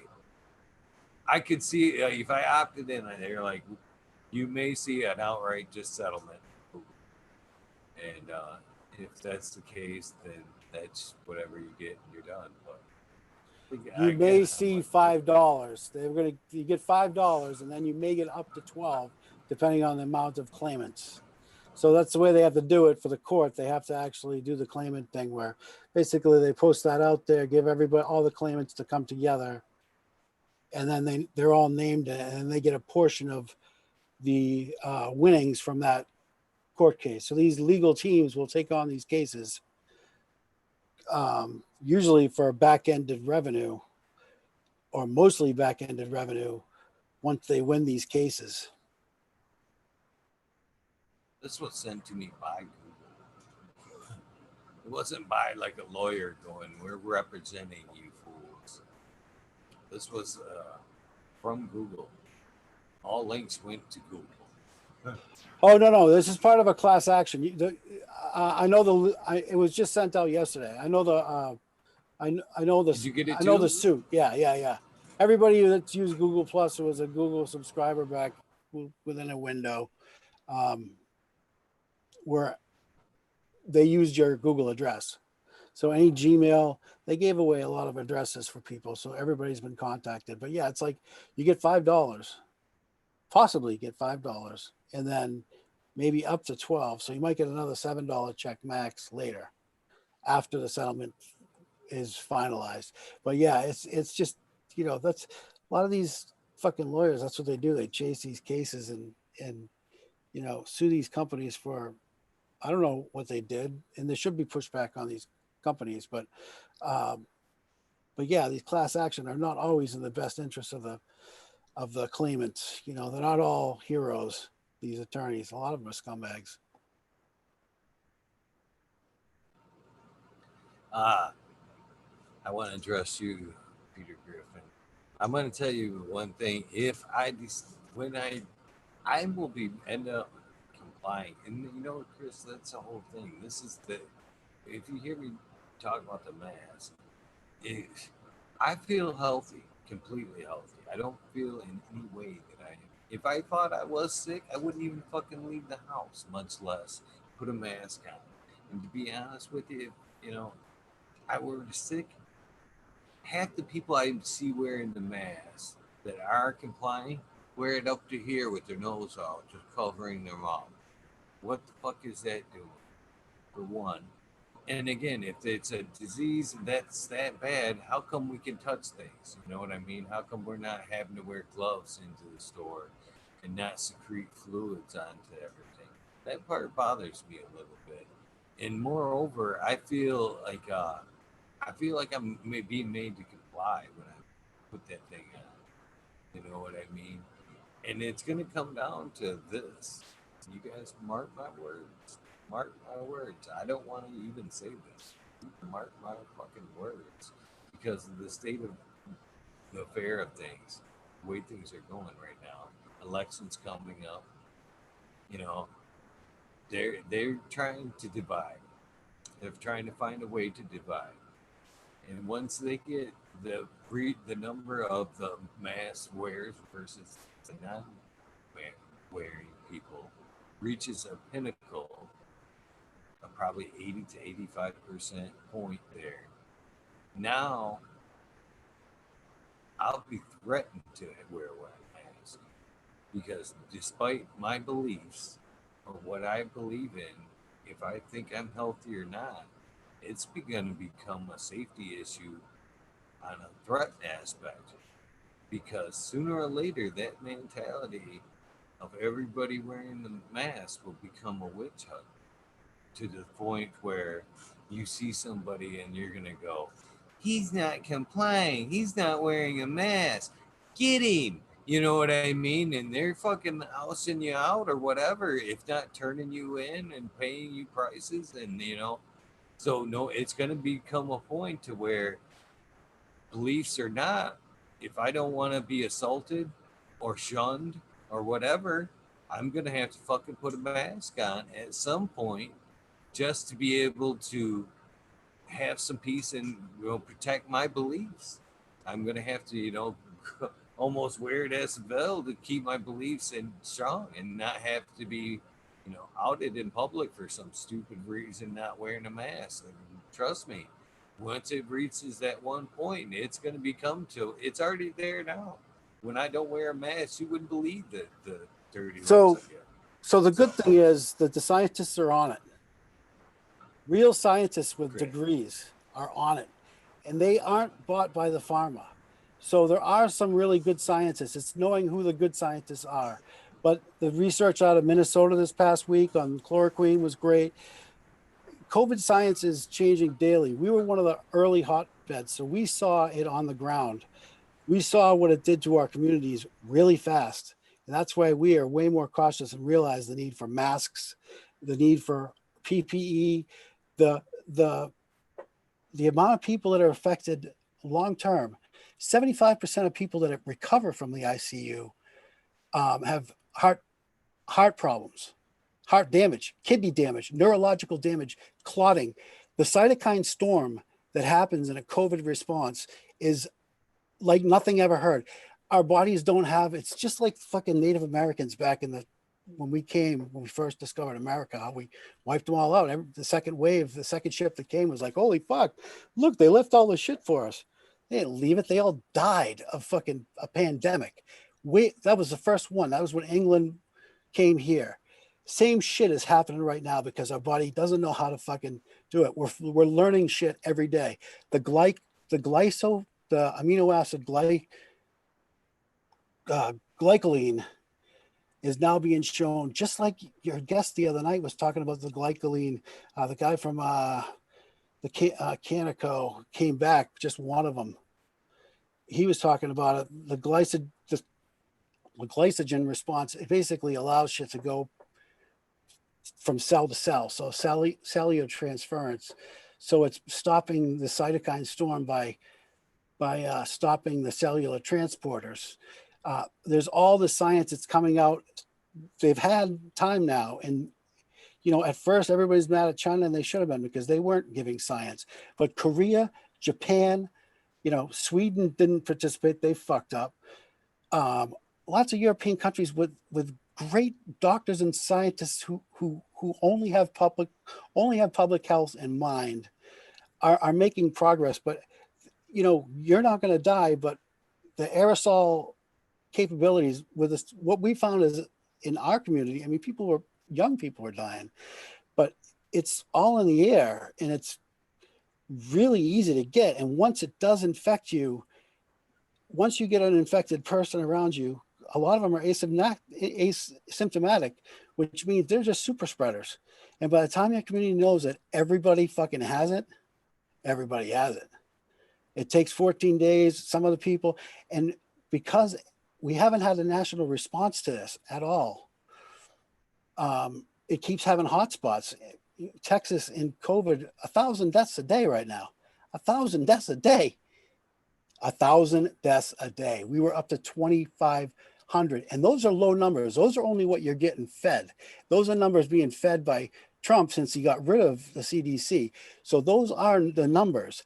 There's lots. If you look at the rate of mortality overall, all of a sudden, since COVID started, the amount of people dying from pneumonia has tripled in the summertime.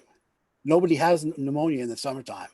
So people are looking at us, and everybody's an armchair expert about, it's like all of the internet drives me nuts with this shit. Like, you can say what you want to say. It's bro science, because there are people that are real scientists that are studying it right now and seeing how nasty it is. So it's enforcement too, like you're saying, man. Fucking everybody has a fucking dick out. So Okay, it isn't being enforced. I appreciated that. I get what you're saying. I respect and I love you, 100%, for sure. I do, and I respect everything you're saying. But in reality, let's listen, hear me out a little bit on this as well. I understand people are sick. I understand there is something for real out there that making people sick. Is it a full blown pandemic? I don't think so. And I do think here that it is more aspect to make people think, be scared, to be honest with you. I mean, look at what they're trying to enroll here. Look at all these pandemics you're talking about. I mean, granted, there's more science and technology now, okay? But when the mumps was the soonest vaccine they had, 4 years. 4 years, okay? Even if they come up with something now, they have an ultra smart computer, supercomputer, run every possibility that, every sequence that it is. I don't think we're there yet to where, you can put something into a computer and go, okay, this is our concoction. This is going to work for 100% of the people. You've done the math. You've taken in effect, all the gene types and all that, perfectly safe for everybody. No side effects. We're not there. We're not there. So anything that they're concocting right now and blasting you with is fucking untested. Which is They why I haven't said I done the didn't even math. mention vaccines though. I'm talking about. That's why I'm saying But I don't have any confidence in the what we're vaccines getting over. to, it's coming though. This is what they're. This is what we're talking about with the compliance though. It's coming to where we're talking mandatory vaccines. There's already tracking apps on our phone. If you have a Google or an iPhone, this fucking COVID app is fucking on your phone right now. They're telling you. I heard commercials today on the phone saying, "Answer your phone. We're calling you just in case you've been contacted with COVID. We want you to come in and get tested and blah blah blah." Not only that, you won't even soon, very soon. They've already said this, Chris. You're not even going to be able to leave the country without fucking a clean bill of health to say that you've been vaccinated. You've been vaccinated with an unfucking tested cure No, no, that's been, the rest of the years world, down the road. the rest of the world And this is no, responded. The this rest is of the world this is responded to the crisis. We were the only ones. We have 150,000 people. Everybody else responded to the virus. So they're not letting us in their countries. You can't go anywhere. You can go to fucking Ecuador. right You can go to now. Bahamas. No, you Now, can't. not until not They don't until you get that digital clean bill of health and you're tested and vaccinated before you leave and you can test positive when you land. because our response You're has been right, so Chris. horrible. You're We're right. banned. We're on the banned list. So all these fucking walls that we just built should have been spent on the coronavirus because everybody wants to put a wall up for us. You can't go anywhere. You can go to fucking Ecuador. You can go to fucking Brazil. Brazil's out anywhere where there's an outbreak. You can go to some of those Russian countries right there. There's a few countries that you can still go to, but nobody's taking Americans. They're like, what the fuck are you idiots doing over there? All I'm saying, Chris, is if you issue a mandatory worldwide vaccine, they're not giving away that shit for free. Somebody's making it. Somebody's being charged. Ultimately, and it's already people that's probably either issued the shit or whatever. But ultimately, it's the people like Bill Gates that are saying, yeah, vaccinate, vaccinate. And he's been saying that for years. So, and he has so much money in vaccinations. Why wouldn't he push it? And again, you're going to need this vaccine to fucking work. To work. And where is the testing at? I mean, so much we're not even sure the cell phones and shit we're working with now and we keep in our pocket. The tests and shit aren't even there.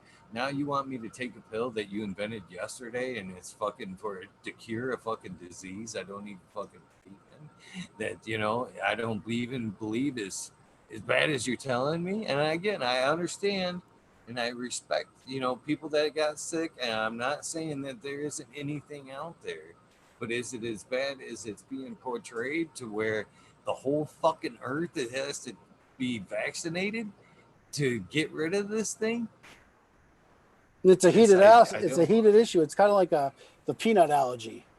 You got Yeah. the people that want fucking they don't want a peanut to be within fucking 50 feet of your child. Other people just don't want you to eat a peanut butter sandwich next to their kid. Other people can't have peanut butter within the room because even an EpiPen won't bring them back to life. You have people in different immune compromised situations. So it's caring. That's what makes us a civilization is when we care for those who need the most care, the elderly and I the mean, young.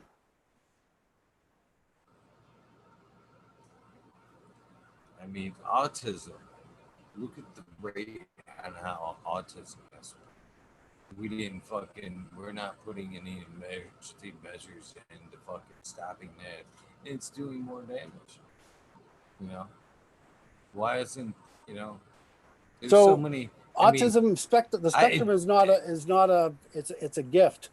So the neurological way, it's not like there's any lack of performance within the brain. It's just the way it's wired.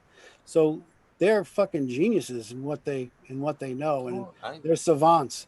So they're special people.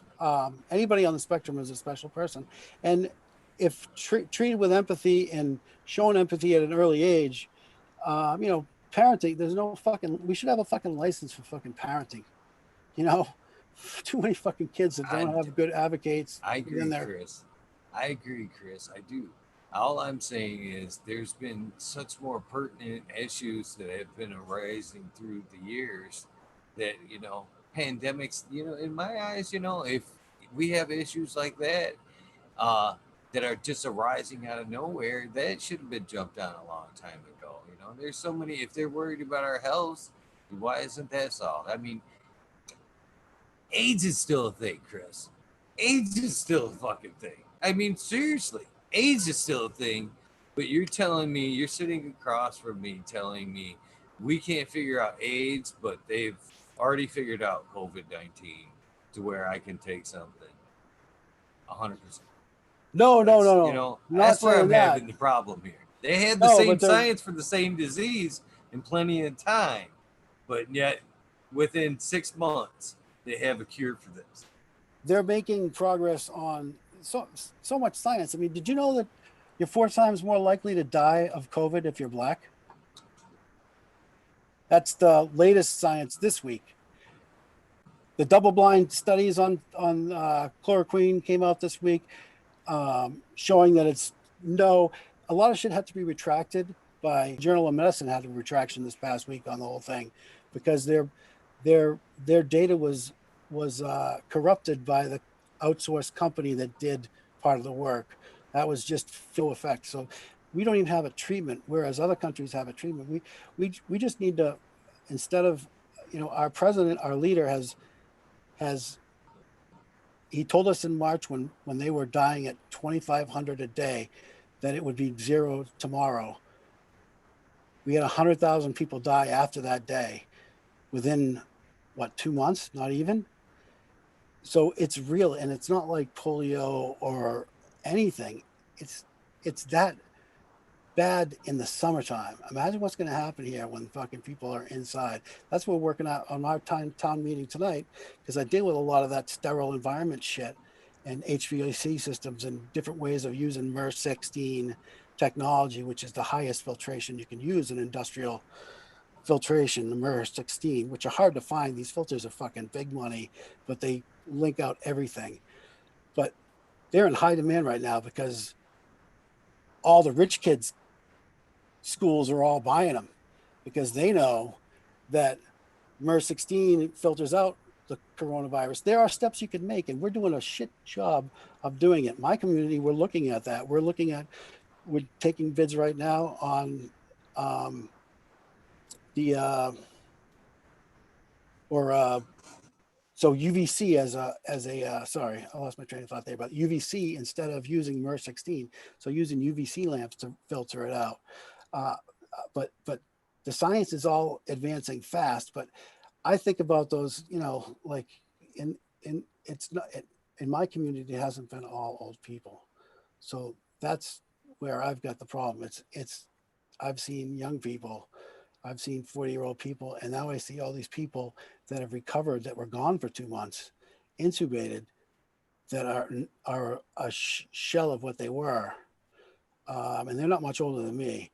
So it's doing some serious long-term damage to a lot of people in the hot spots. You're not in a hot spot, so you're not seeing the shit that we're seeing on the ground. Despite what Cheeto is saying, he's so out of touch. If you watch that Axios HBO, he did a sit-down interview, two this last week, one with Axios HBO and one with Chris Wallace. Um, he still doesn't have a clue as to, there's no response without a leader telling us what to do. You know, we need to stop. He had us swallowing bleach. He's coming up with crazy. He's basically watch the interview because he he's Being just all now. honest, I'm not listening to that fool either. To be honest with you.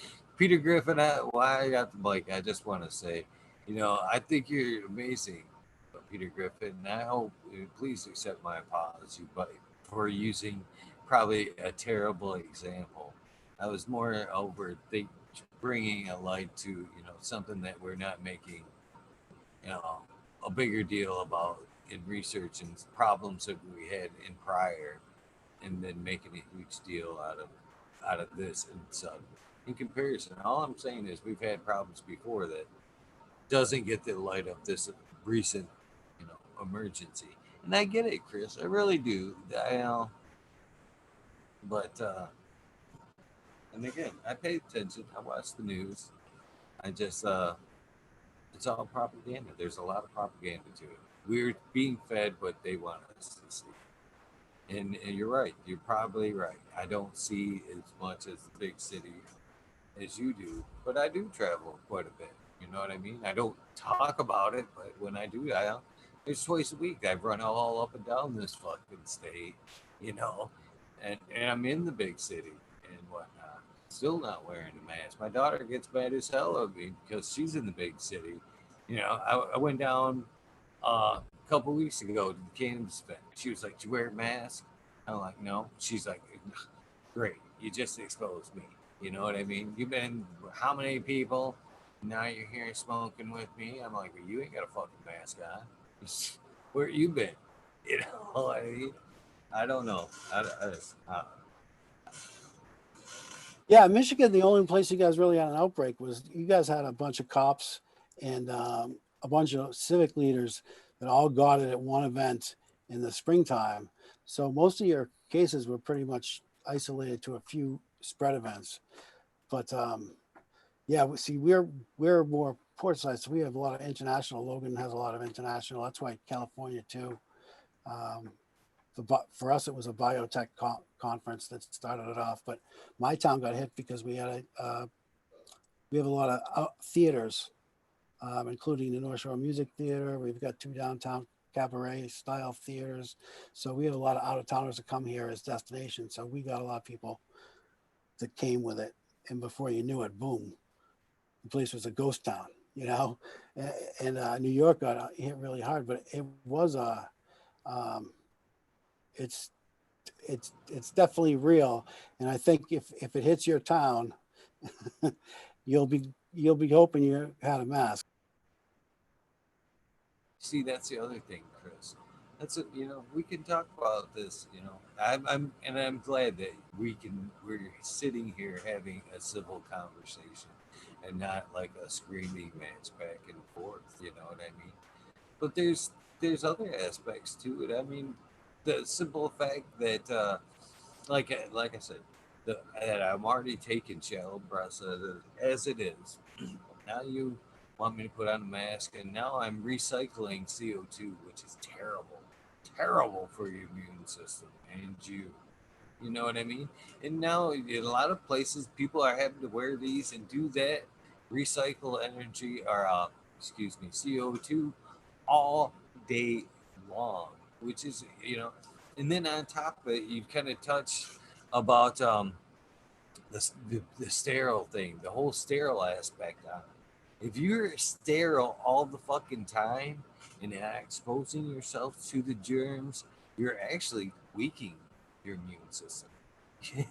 You know what I mean? You can keep your antibodies up to the library that you're experiencing up into a point. I mean, you have to keep that So library there is current. no And the if you're viruses. You don't killing want all the it. You don't germs want any around you, virus. You don't want any virus. So the viruses you want to get rid of. The germs, yes. So the microbiome that forms around you. Yeah, there's so much science that's just cutting edge with all that microbiome and how your own body is its best defender. Absolutely, I believe that shit. But air quality, for our town, we're looking at it as this. Okay, um, what if we have one super spreader in the building? How can we mitigate our other children and make parents feel comfortable bringing them back to school? So we are using technologies to try to mitigate and choose classrooms or rooms that don't share the air, because it is that important, at least in the short run. But there is definitely a ton of science. It's only, if we could give the adults a little bit more time to figure this shit out, those guys, because you're a scientist, because you have a degree, doesn't mean you're evil. or you have an agenda. There's lots of great scientists out there and lots of great doctors that are doing their best. I agree. I agree with all that. But again, I guess let's take it back to the bro science of it. Okay, Chris. This is what I see when I go out. Okay, all bullshit, all science aside. Okay, I'm looking at these fucking people wearing masks. Okay, and 90% of them look confused. A, boom. First off. Two, I'm smoking an incredible lot of weed before I even go to the fucking store. Okay? I should be the one that looks fucking confused. And again, I'm walking around without my mask and I'm getting severely dirty looks from not walking around or walking around without my mask by the same people that are walking down backwards down an aisle that clearly has fucking arrows going this way. You know what I mean? Are they fucking, is it the virus? Are they confused? They panicked? Is it maybe because they're breathing in their own CO2 that they can't figure out how to read an arrow on the fucking floor? But I'm the asshole. I'd actually like to wear a pair of Google glasses and walk around and show you what I'm talking about, because 90% of the people that I see walking around with these panic masks on can't even fucking even abide a simple direction in this grocery store. And yet are looking at me like, oh, here you ain't got a mask on. Why, I'm going the right direction down the fucking aisle. Obviously, I might be a little stupid on the virus, but I can still follow simple instructions. That's the part that pisses me off. If you're going to play the game and fucking wear your mask, don't wear it under your nose, fucking go down the right direction of the goddamn aisle, and don't give me, when you're doing all the things right, I'll take your dirty look.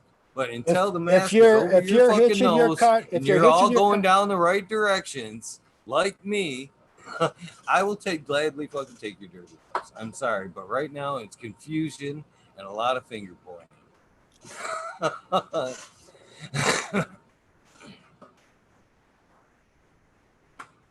I let's smoke, Chris. Let's have a fucking dabber, yeah, man. dude.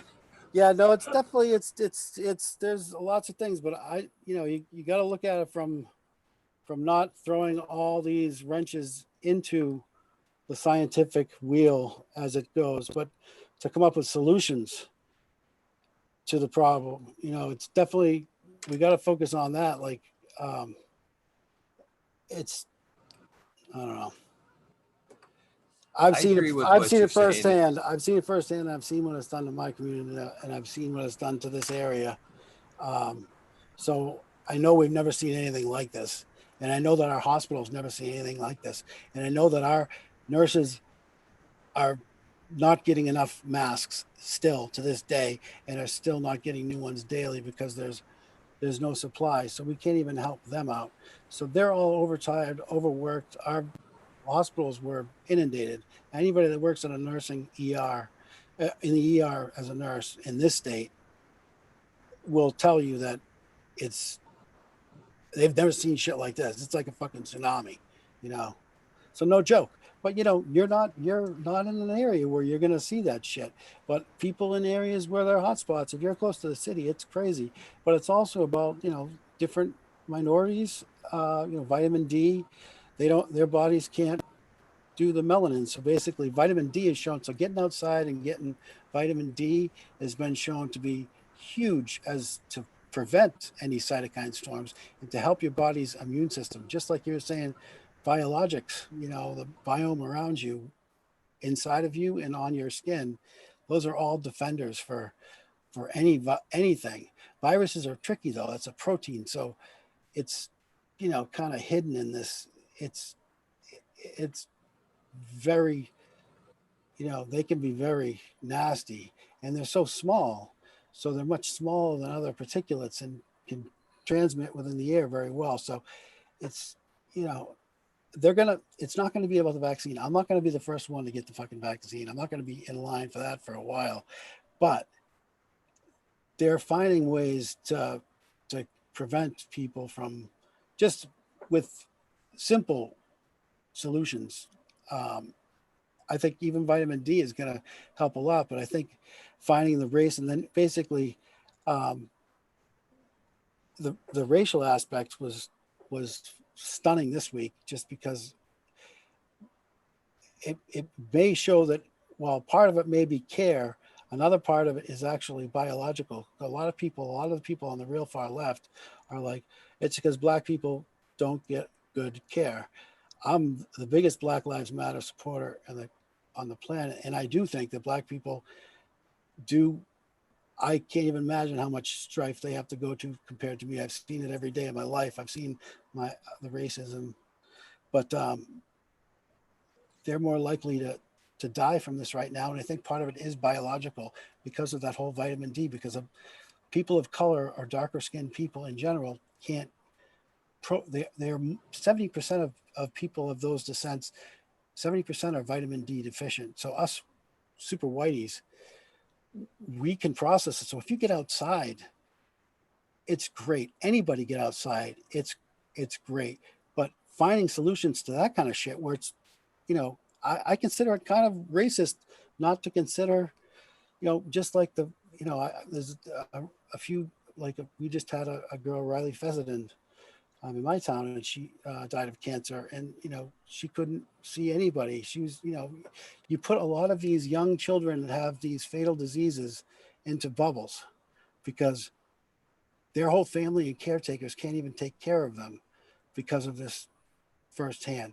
So a lot of these children that are dying of diseases or in cancer, things that are in formative years of their lives, first 4 or 5 years of their lives, they they can't see anybody, not their grandparents, not anybody Chris, my but dad their died. mother I and still father. can't bury him because of this stuff. You know what I mean? So I'm, I get it. But there's still a lot of shit that's, a lot of fucked up aspects to this. And I seriously get it. But Peter Griffin there, I just want to, because, he tagged me. He says, Ego Garden. So people that can't follow directions, but you can.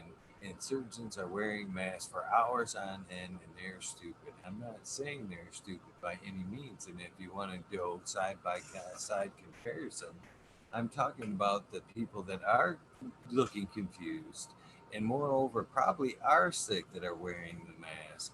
And I feel pretty good all the time. I'm not coughing or feeling sick, not wearing my mask, and I'm not comparing myself to a surgeon.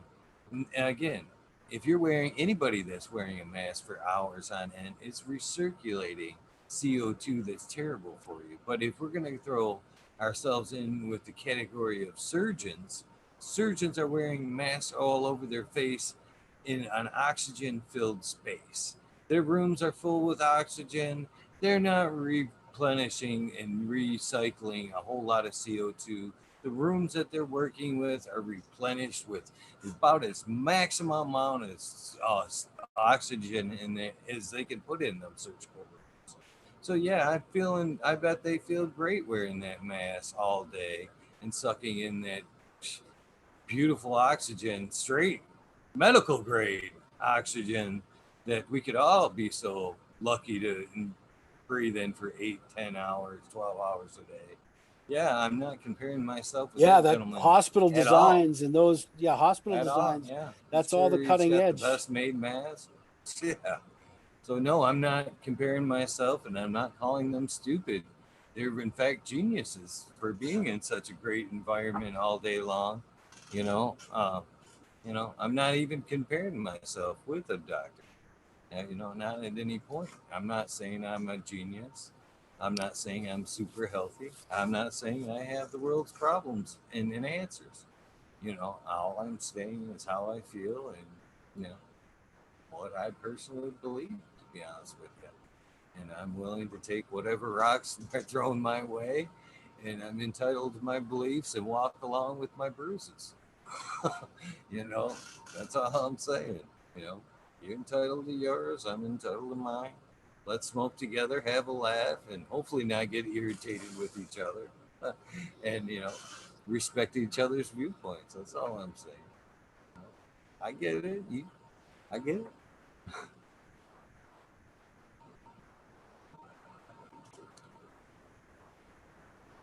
Yes, I agree with that. If they're wearing a mask, then they should most definitely be wearing a mask. Check me from it. Further over, they shouldn't be even in public if they have. They should most certainly be home, not spreading it to us, ordering from Amazon and other delivery services. Yes, if you're tested with it, you should be mandatory stay home, not infecting the rest of us until you are tested safe. Fucking I Aldridge agree. is cracking me up in chat. Oh, sorry, Eagle. I know.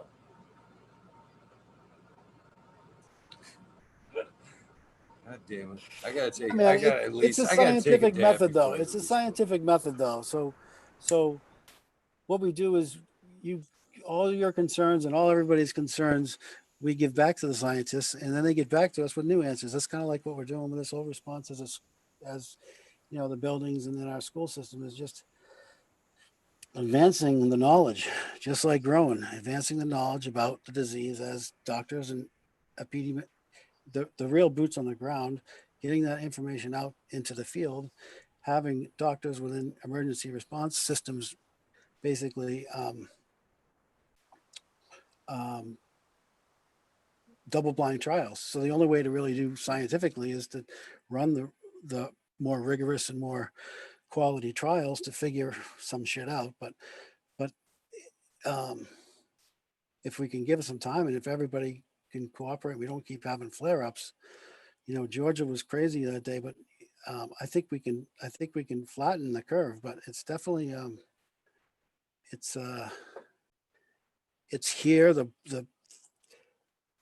air. There's lots of different ways to approach it. And we don't know everything, but um, I think if we until we know a little bit more, I think we gotta be patient.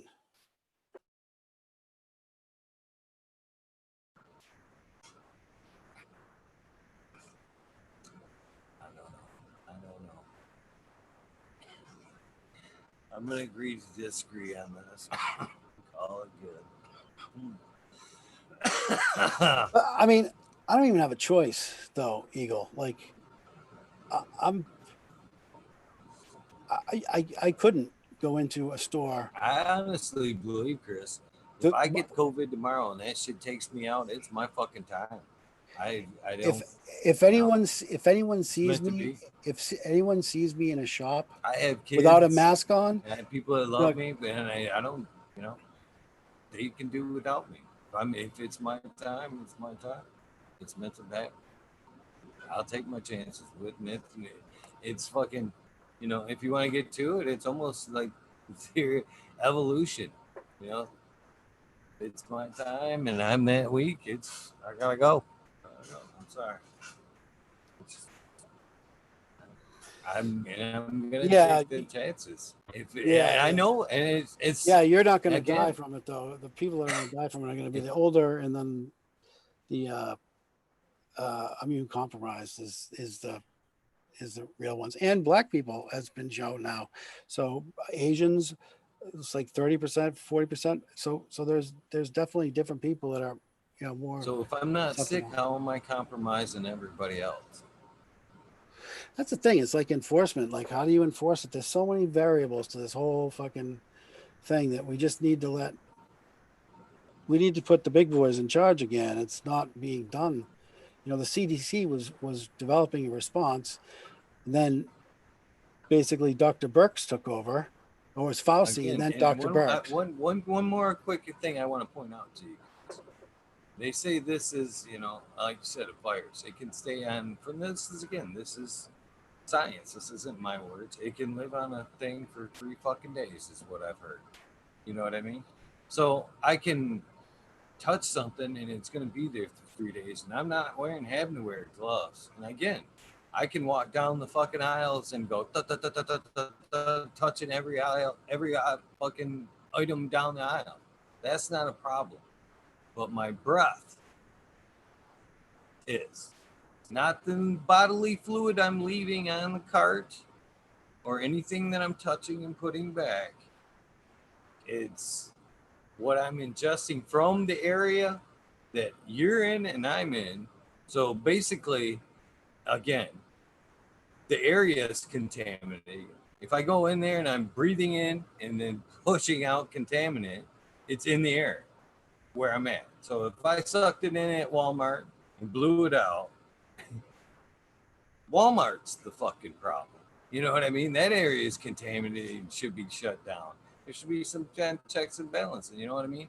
I just to sit here and tell me that a mask is going to solve all this, and many people won't wear it right, and it can be spread by things I can It's a touch and mask, leave the though. virus It's a behind for a mask, and long it's only time. 5 minutes at a shop. So it's not asking for much. Nobody's asking you to go to fucking serve in Iraq. Nobody's having you go storm I'd Normandy rather. Beach, Normandy Beach, or be part of that whole storm where 70% of the people died. You know, uh, our our great grandparents and grandparents. I mean, that whole war was crazy. But yeah, it's only a mask, and it's really honestly like you're only in it for a couple times. I just gotten used to it now that I'm like, it it. I mean, I did it because I had to, but I did it because I've got immune compromised people that I don't want that I know will die from it.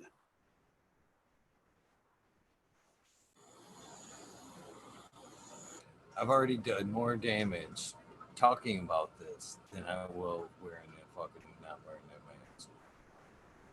Seriously, Chris. Seriously.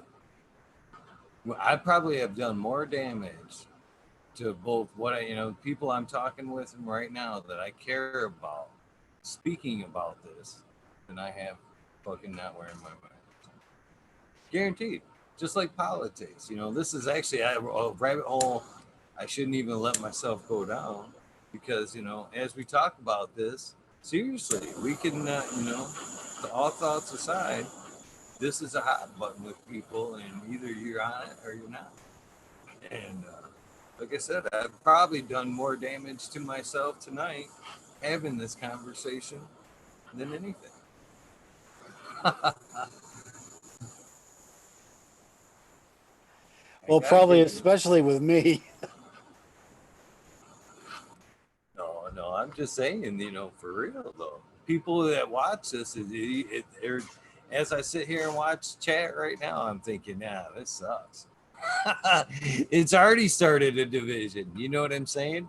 And it hasn't even aired yet. As it airs tomorrow, and fucking people can't even chat. I can't even read their comments. So it's already, fuck that guy.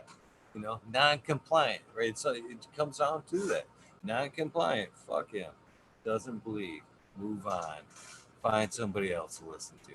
That's how it works. It really does, and that's what I was saying earlier when I talked about this. Beliefs or not, it's gonna come down to a point where I'm gonna have to fucking wear a mask, otherwise be fucking outed, if you will, like a fucking witch. And that's not fair either. That's not fair either. You know, I it's don't know more of the a exact conquer and numbers though, divide. but like You if know you what I put mean? two people in a room, both people have masks on, you've only got like what, a 10 to 16% rate of transmission if both And people have a again, mask on, right? I'm not going to call out a gender or whatever, but if we were to sit and watch on the news tonight, a group of people fucking gather around somebody and start fucking stoning them, we would be, oh my God, that issue has to change. They can't fucking do this. But it's okay to sit around and fucking gather around somebody and go, oh, you're not wearing a mask. You're an asshole. Fucking no mask, no mask, no mask, no mask. Until they've been guilted into wearing it. Tell me the difference here. Bullying is bullying. If we're not going to Yeah, it's stand, crazy. if we don't want to see it, somebody get bullied and beat up by a cop, if we don't want to see, how can we gather around and do it to this issue? That's all I'm There's a saying. lot of You know perspectives what I on it. mean? Yeah, um, how you It's a implement. fine line that is dividing us. Basically, that's what I'm getting to. You know, in the end of this fucking whole rabbit hole, you know, we're letting petty things divide, both racial and then the fucking with the COVID and everything else. We can let little issues tear us apart. We can fucking educate each other like me and you've tried to do tonight. And I played a little bit of devil's advocate tonight with you, Chris. I believe in a lot of things you say, but I believe in the opposite point of view too. You know, you should be able to coach out a little bit of information and whatnot. Scientific method But requires a vigorous challenge in all aspects. That's the whole vital part of the whole thing is that critics, and that's absolutely true, Eagle. you know, but moreover, we have to, you know, talk about things in a realistic way without getting heated and be able to just discuss things back and forth, both racial, COVID, and otherwise, and not be divided by simple issues. We should be able to talk about issues and look for answers. And, you know, but moreover, right now, they're looking for more ways to divide us than anything. So, you know, rather than all I'm saying is rather than give, you know, dirty looks and everything, we have to look past it and work together. You know what I mean? It sucks to see people not wearing them, like myself, wearing a mask. But again, you have to understand, you know, if it were perfectly great for me to wear a mask, I would. You know what I mean? But seriously, I have issues with it. I do get fucking. I've spent so many years working in burnt houses, tearing out asbestos and other bullshit that you know my lung capacity really realistically is shit. You know, and you know it just like I say every night, we should be spending more reasons to try to pick each other up and spend positive things and find little reasons to divide and conquer each other because that's how ultimately they're going to get their way. It's dividing There's us so all. many divisive topics that are Yeah, all fucking third rail disasters that nobody can get together on, and nobody is even discussing them with any respect. So it's despicable to hear the venom and the ad hominem attacks at people and just calling people names and bullying people. If we could all just be a little bit more respectful about how we, you know, how we come together. It's a scientific method all again. You know, what we need to do is follow the evidence and where it goes. So we need the skeptics. We need lots of skeptics to pour over the data to to figure out all kinds of different solutions, make better vaccine, which we might need, or take care of people, which in this modern society, um, shit's really changed. And I think that's that whole thing. Like, you know, the Russians with phages, they treat, they have a different style of, you know, just like Eastern medicine, there's also the Russian medicines, use of bacteria and bacterias in their um, phage is a specialist in basically bacteria. So they work with your microbiome in your body and the shit that lives on your skin and how you can solve ailments within your body just by adding the right bacteria. It's pretty cool shit.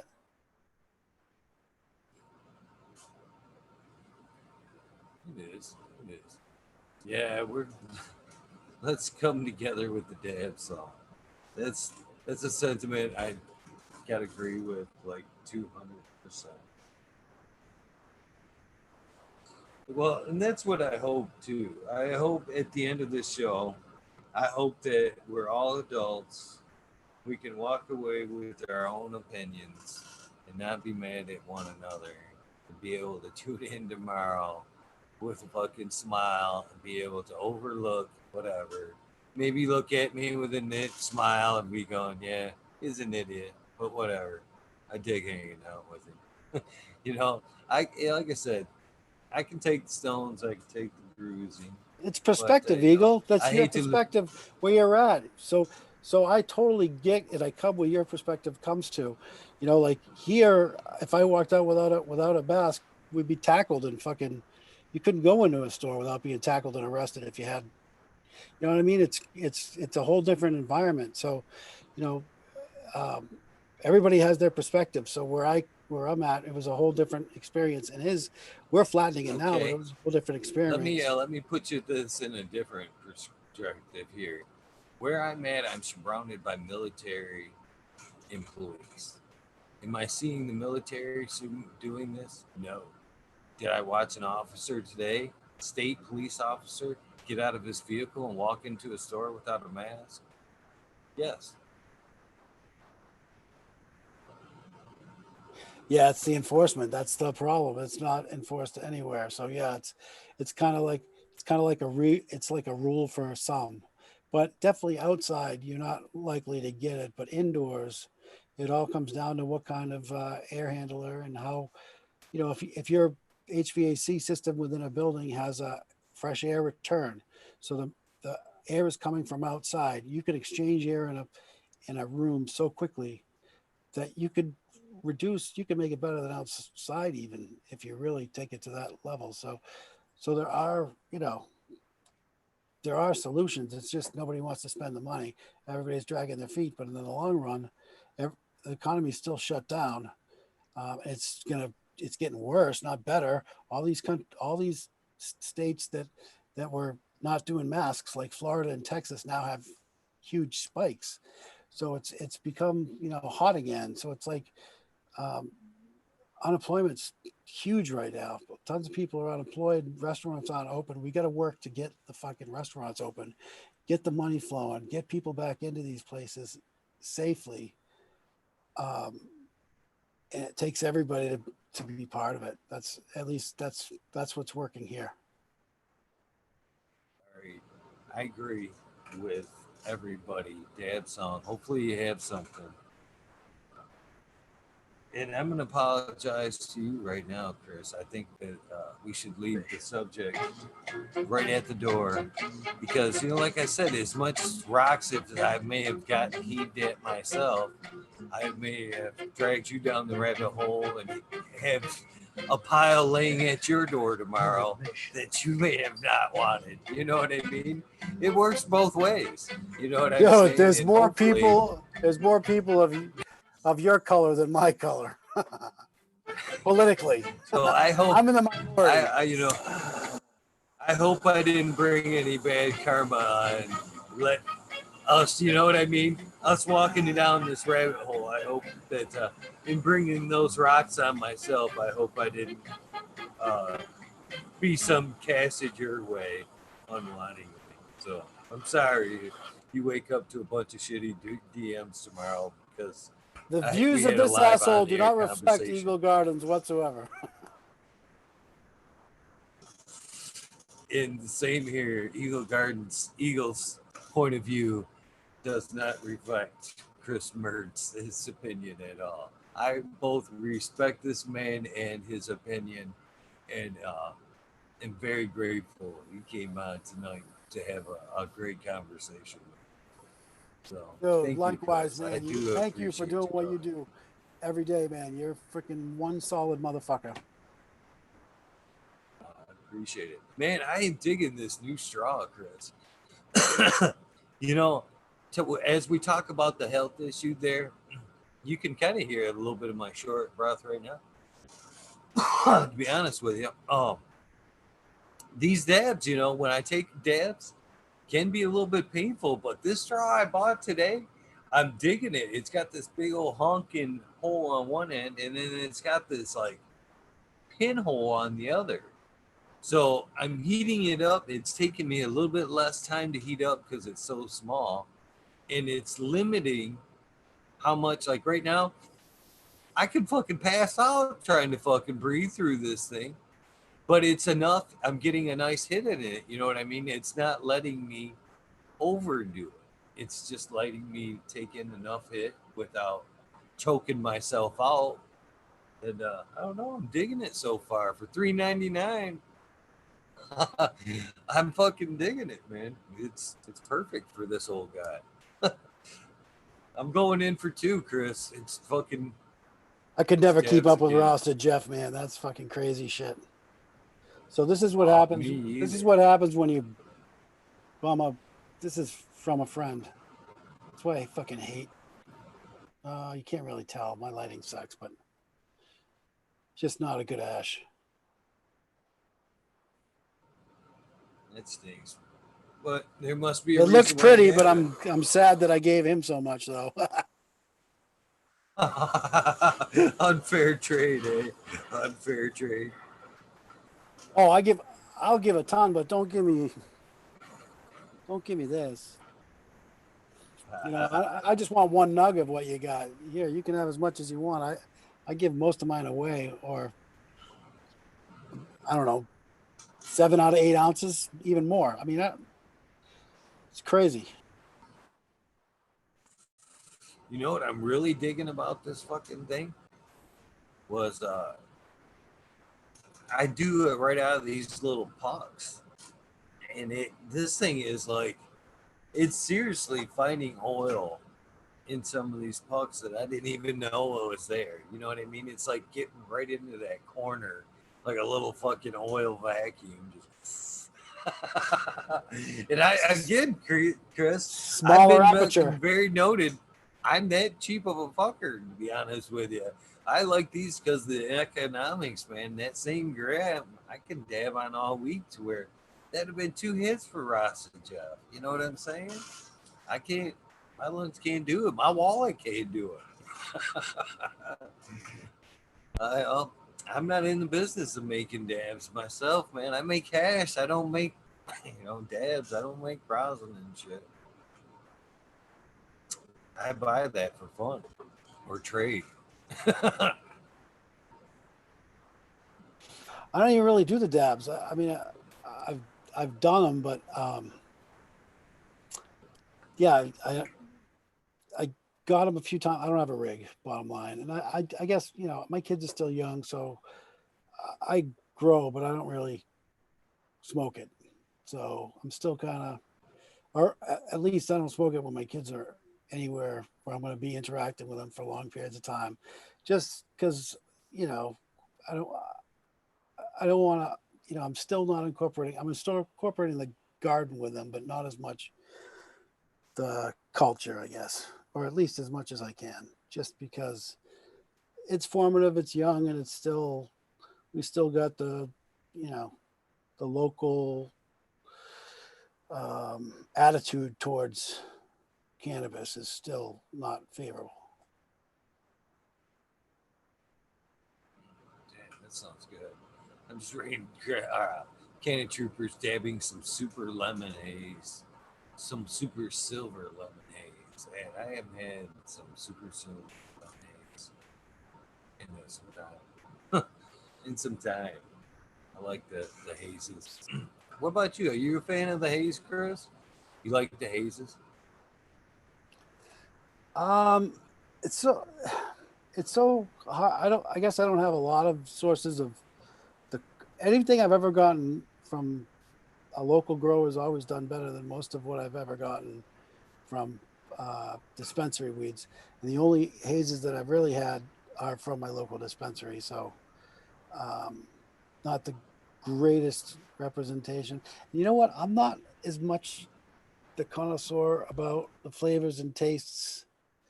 I mean, I like certain things, um, but um, as someone like Jack, you guys are more terp. You guys are. I'm like the freaking PBR drinker, while you guys are the fucking. But I appreciate I appreciate the effort and the craft end of it. It's definitely it works. For me, I love the hazes. They're super heady. I mean, it's one of the few smokes that for me that I can keep going, get fucked more and more. I don't lie and say fucked up. More and more medicated.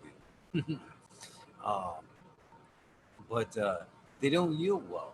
I've always found that the hazes, And I think that's why you don't see them as much in your dispensaries or provisioning centers, whatever you call them. It's because they do take a little bit more time and they don't yield as well. It seems to be like they're more of a connoisseur. You know what I mean? The one you keep at home for yourself. You don't even like to tell people you have it because then they don't want it. You know what I mean? And it's just for the time you got into it, you don't want to share it. Yeah, you definitely like the sativas too with the longer grow cycles. Some people get frustrated at a longer grow cycle. I've Here I don't even trust half the labels as to what some of the stuff is. So I could only go by what I've grown and what my circle of friends, and it's always been like kind of the same strains. Everybody shared the cut, but the granddaddy purples and the all the older stuff. A couple of the Amnesia Auto or the of the haze style, but I could never, I always just, I guess I just like variety, have collecting and saving a little bit of a bunch of different shit, and then making a salad out of that. You know what I mean? Because they all seem to do pretty well if you're doing. But yeah, I like the haze effects for sure. But I do the Rasta Jeff stuff for that THCV and the uh, the higher flavorful, higher THC strain. Yeah, I'm a fan of that myself. I really enjoy the sativas, but I just don't have the time for them. I really don't. I'm impatient when it comes to that. That's for sure. And like so many different Yeah, they're strains, I tougher to can't grow mix in, them in. tougher to grow indoors.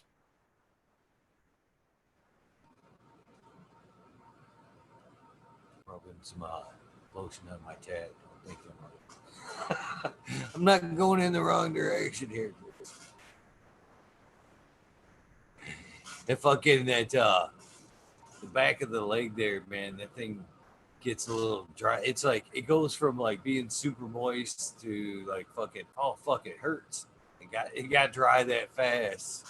That's what happened. I just kind of got like a little sharp and I put my hand back there. I was like, oh that fucker's dry as shit. It's funny. I bet you. I probably got some of the fucking again not bragging here. It's probably not a thing a guy should brag about. But man, I got some soft fucking skin for a dude. You wouldn't believe because all the fucking ink that I got, man, all that black dries out. You fucking dries me out like crazy. So man, I'm constantly have lotion, fucking doing my legs, my arms and shit because I get fucking dry spots where there's heavy ink. So man, I do. Man. I will probably put more lotion on than probably any fucking guy I know, and it's just strictly because of fucking all the ink. My nickname is Shrub. Shrub. Why? Super hairy. Ah, nice, nice. Oh, well, Perpetual sweater. my bro, my brother actually is so fucking hairy. He'll tell you fucking to this day he's been with his wife for fucking 20 years, and she will tell you he won't still to this day have sex with me without his shirt on. I think he takes the fucking. I think he actually wears the shower right till he pops into the shower, then pops it off, and then immediately pops one back on because he's fucking. Fucking, I'm actually the quite fucking hairy myself, man. I shave that shit. I do. It's funny because where the fuck is it? Where in the fuck Some is it? It's manscaping. hanging. It's a fucking. I found it actually at Walmart. At fucking. I don't know about a year ago. It's a fucking groomer on a fucking stick. It really is. It's fucking folds in half. It's got a fucking shaver on it.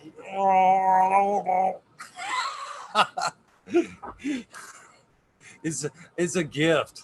It was a gift from fucking heaven sent when I seen that thing because I get it. I can't even get some consistency back there, Chris. To be honest with you, it's like fucking just one side, just a wing, and almost just fucking, you know what I mean? It's totally off balance and fucking looks. So I fucking, I ain't ashamed of, I ain't ashamed to admit it, man. I fucking go at that fucker all the time. Broken bamboo back scratcher or just a bamboo stake, duct tape to the damn thing. That's my. My kids used to think that was fucking punishment and shit. Fucking just, oh no, I don't know how many times I've been fucking gotten with the clippers and shit. I don't want to do this. Just fucking clipper marks in my back. Come on, just look, and it won't even take that long.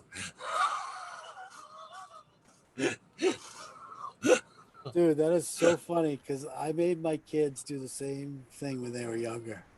But there comes a day when you can no longer ask your son. Now mine are 16 and 12. I'm lucky they want anything to do with me. Yes. Thank goodness for the fucking Walmart back reacher there. I'm telling you, it would actually come to, if I couldn't have come to that, I think I would have probably made a wooden device to where I just taped a fucking razor on there. Almost like a back scratcher. You just fucking just rubbed up against it. Yeah. It's funny though. My brother's completely embarrassed by it though. Completely embarrassed. I don't get it. I tell you.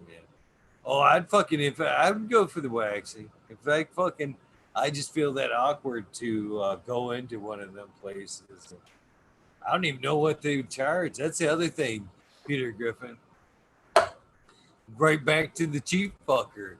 And I don't know if I could come off a nice clean 50 or something to fucking have somebody put me in that much pain just for a clean bag. I'd, ra- I'd rather get my kid into a, you know, 5 spot and fucking make him do it, make her do it.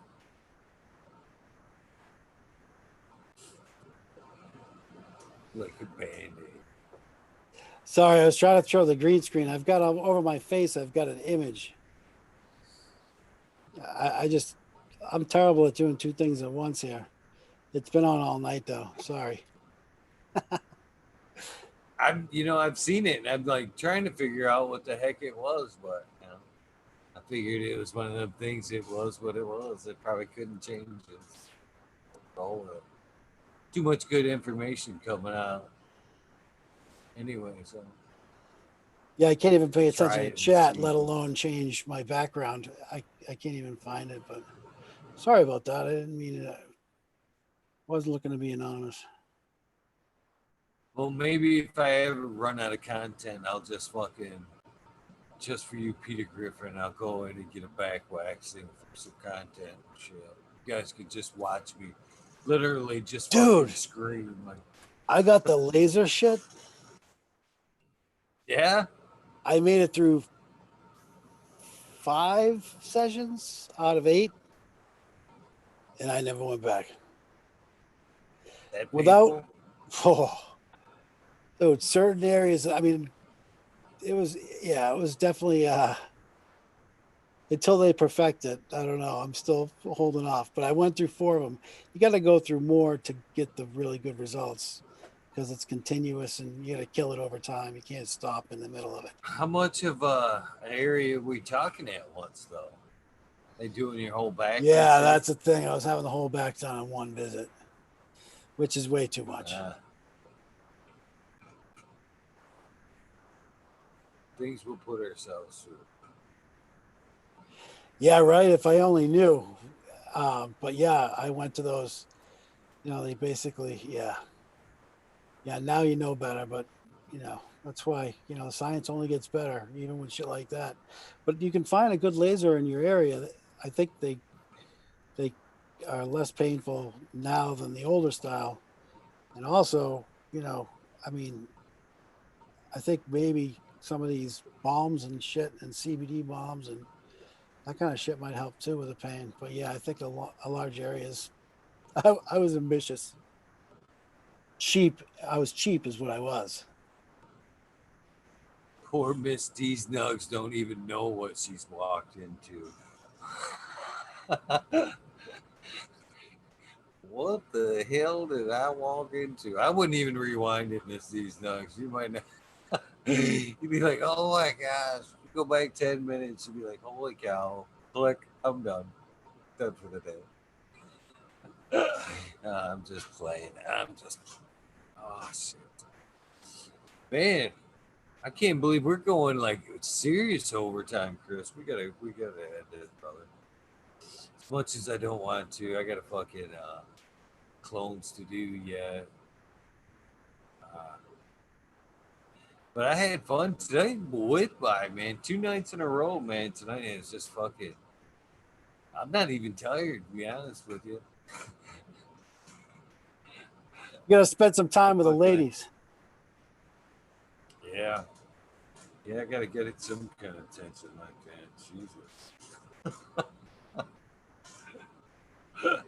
At least tell myself I spent some time with the ladies anyway. Oh shit. No, but thank you, Eagle. Respect, man. Always.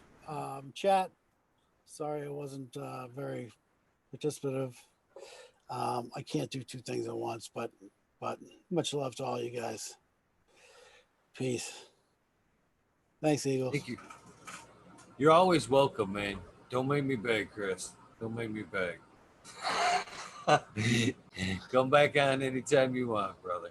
You don't got You to don't beg. have to wait till there's Just got to nobody hit the else. eject. I gotta hit the eject. Oh man, that ain't even right. There you go. There you go. Pimp that shit, Eagle. That's funny. Miss these nugs. You've been missed. Take one quick dab. I guess then we'll start the shout outs. I still got a piece of a joint, I guess. To blast them out real quick.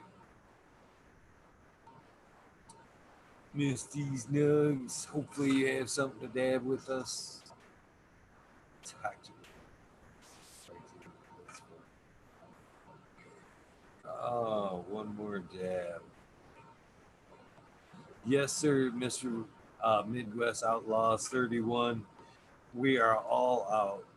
This dab and then it is shout outs for sure. Thank you guys very much for hanging out. Hopefully, I did not say anything so stupid to piss somebody off. I respect all of you guys and am very grateful for all of you tuning in every day or even part time, whatever it is. I'm grateful for minutes I get. And I would never seriously say something to piss somebody off to the point that they would have hard feelings. With that being said, cheers, everybody. Thank you for tuning in.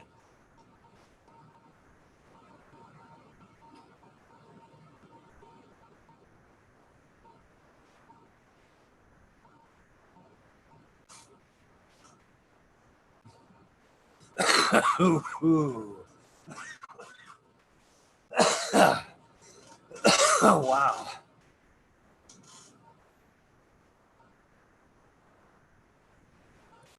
Again, $3.99, not bad. $3.99. Wow, good. I found this site from my friend Tim was on here. Cool. Light it up again, Tim is an amazing guy. Hopefully that's the one you're referring to. That's funny. I can see how you could see that though. Oh. Oh, I got the vinegar. Didn't think I had anything left to drink.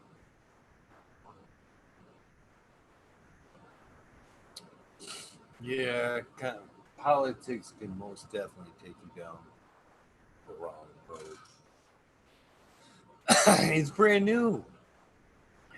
It's brand new. I just got it. I just got that thing. Just got it today. Excuse me. Holy cow. Let's find a holy shit. Song to go out on, do the thank yous. Probably gonna go with Gary Clark because I haven't gotten in trouble yet for that one. And it's long enough to wear the shout outs. I did add some songs today, so let's see.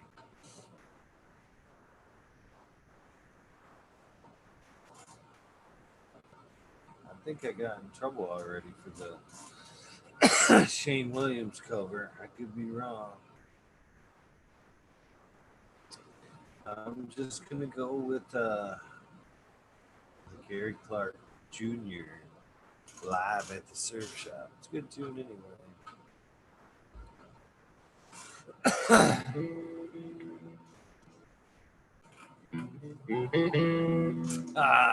I think we bottomed out the rabbit hole. Oh no. Trust me, the rabbit hole could have got much deeper. Like I said, sometimes I do play a little bit of the devil's advocate on some subjects, like conspiracy theories. I do not believe in a lot of them. Do I like to listen to them and kick them around in my head for a minute? Fuck yeah, I do. It makes for good entertainment, good thought, good exercise for my mind to entertain both sides. I like to, you can't lock yourself in on one aspect of something because you'll never see something from the other side. You have to see things from the other side to clearly see your perspective. So, it is what it is. Hopefully, you had a good time today, either disagreeing with me or agreeing with me. Either way, we had good times today. We had guests logged off at 2:45. We had 2 hours and 20 minutes to waste, and we did that. Well, hopefully, in the end, we had some times that we can remember. You can call me an idiot, call me whatever you want. But hopefully, in the end, you'll still call me a friend. I appreciate you all. I love to ironically watch Alex Jones myself. But either way, I enjoy hanging out with you guys every night. And even with anything that's said tonight, I'm going to enjoy hanging out with you tomorrow night. No matter what you said, your point of view, tomorrow's a new slate with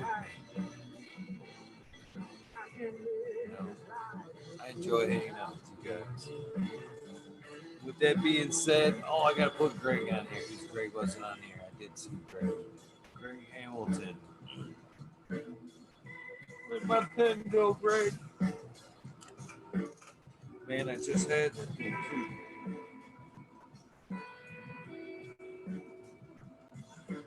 Oh, right there.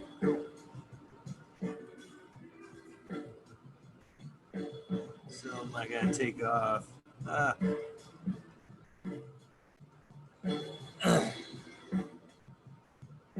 Stony Creek did. Thank you.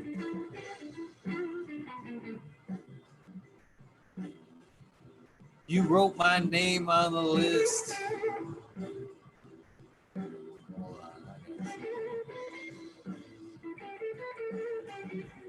You wrote my name on the list.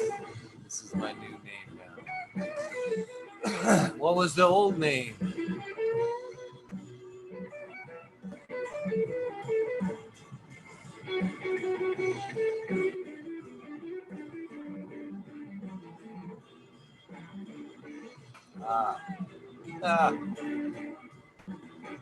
It's across Deendale off and Cape Stony Creek.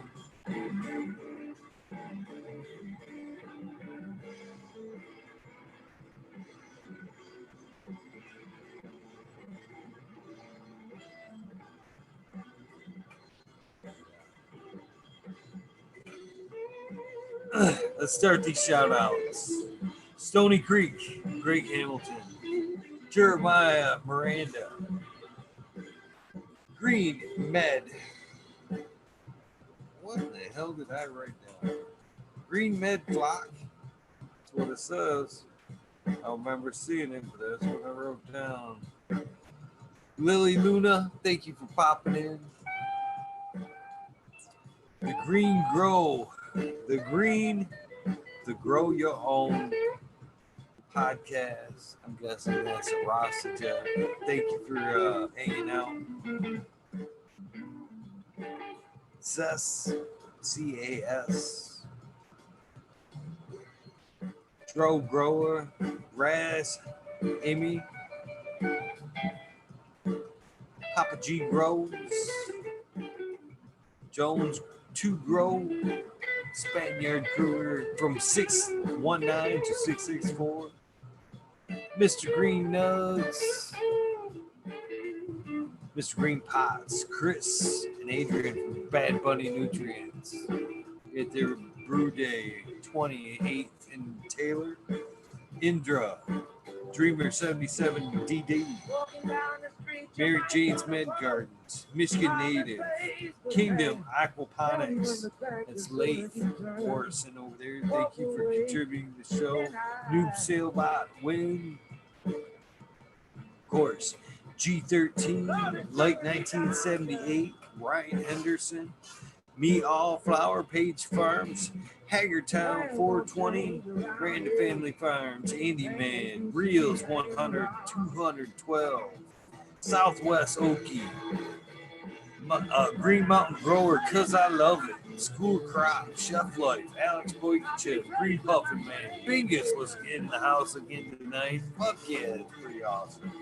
B Double D Grows, The Weed is 207, Audit Everywhere, Zeb Zeppelin, Keep It Real, Straight Barone, Sir How, Beast Coast Grower, Justin Face, 420, Miss D's Nugs, Arthuro, Says Amelia, Purple Thumb OG, Dr. Budsville, BGWG 420, B2 Crazy for You, John, Lisa G, Hope Barnes, Alan Hope, Brittany Teasley, Mr. Sparkler, J and K, Triple G, Green Click, Manawati, Big Head, Brent Window, Big Dig 420, Wow, So Sticky, Artist LD, Warlock, The Witchy Weekend with Amber, Lana. Alana. I'm so sorry. And that, of course, is Lily Luna, Madam T, Chicha B, Little Tilly, and a few other good ladies over there. Forgive me.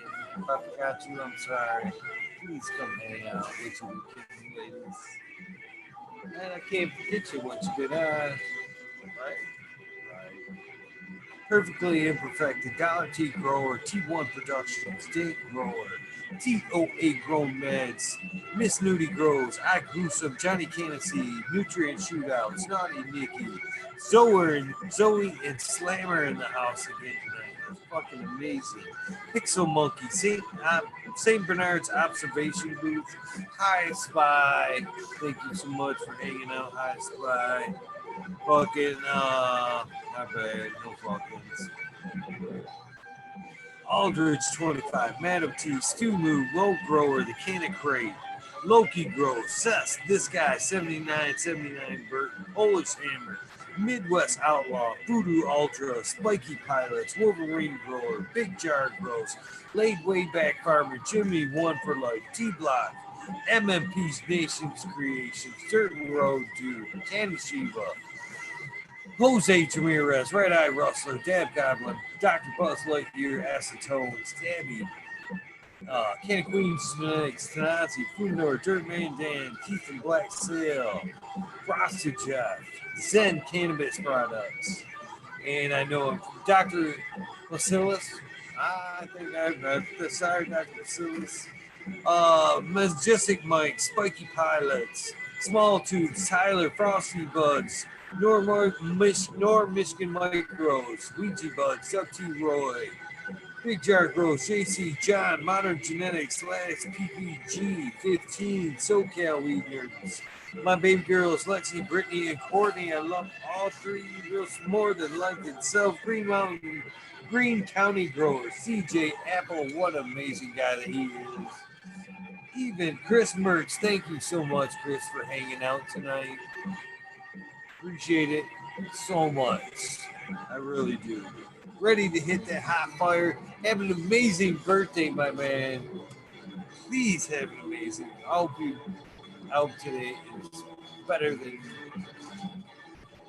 we all can.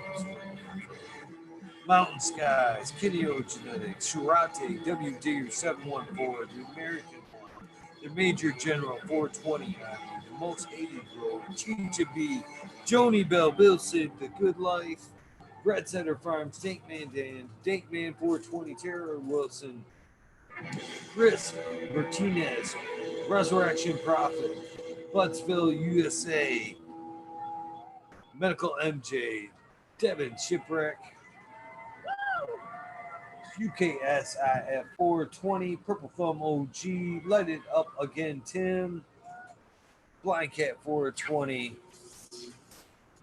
Canna Trooper, Sergeant Pepper, Ned Denver, DLP 2372, Rick Wolf, Rose E, DT, TW, I Kill, Ginger Snaps. That isn't I Kill, Ginger Snaps, Ginger. No, I wouldn't do that. Mystic Grower, Jill Carter, Backseat, Cameron, Evolve 420, Peter Griffin. Trying to love me. How might I know and I respect you so I've done much. told you. Jeff Jarowski, Faded Farmer 420, Twisted Roots, and the Michigan Guns and Misfits. Much love to all you guys there. Goliath Grower and all you guys. I know I'm missing so many. Page Farms and all the Misfits. Appreciate all you guys. Grokoski popped in. Grokoski, it's in time you pop in and say hello. I miss your crazy banner, my friend. Smoking Grove Fraser, Misty's Nugs, so nice. That's right. I always say that. Aldrich 25, I believe that's your second too. Charlie's Farm 420, Farmer Willie. You may not be present, but you are not forgotten, my friend. Can't wait till you can come hang out again. Just because you're not here doesn't mean I'm taking out your shot crowd. I know you're busy, my friend. Hopefully you've given up them cigarettes for that angel. Smiley's Gardens. Always look forward to fucking hanging out with you, my brother. Boom Farms, another favorite. Boom! Spartan Grown 420, another gentleman I have tons of respect for. 420, 420. And last, but in no way least, my friend Jack Greenstock. Growing my fellow home growers amongst one of many of his great projects. A very great dude. Amongst other people who we have left, we have Michigan Bros Grow Show, Embracing Organics, GML, Frugal Forest, Late Sesh, Wake and Bake. All you guys are putting out content out there. I respect you all. Thank you for Ross and Jeff for hanging out tonight, taking time and helping show that there can be other shows and there can be other shows. Thank you for coming on and hanging out with me tonight. Very cool. Very cool. With all that being said, go ahead and please Do something nice for each other, for somebody. You know, again, we may have different point of views. We come from different places. But damn it, we all need help from time to time. If you think I'll step over somebody because they're wearing a mask, they need my help. If they'll take my help, even though I'm not wearing a mask, I'm right there for them. Same thing for them people that aren't wearing a mask. I'm willing to help both. And hopefully, when I fall down, they'll say, let's help this fucking idiot. He didn't wear a mask. I love you guys. Have an amazing day. The painted lady will be here tomorrow. And of course, I'll be back. Do something nice. Random acts of kindness. Do so. Change lives. I'm all.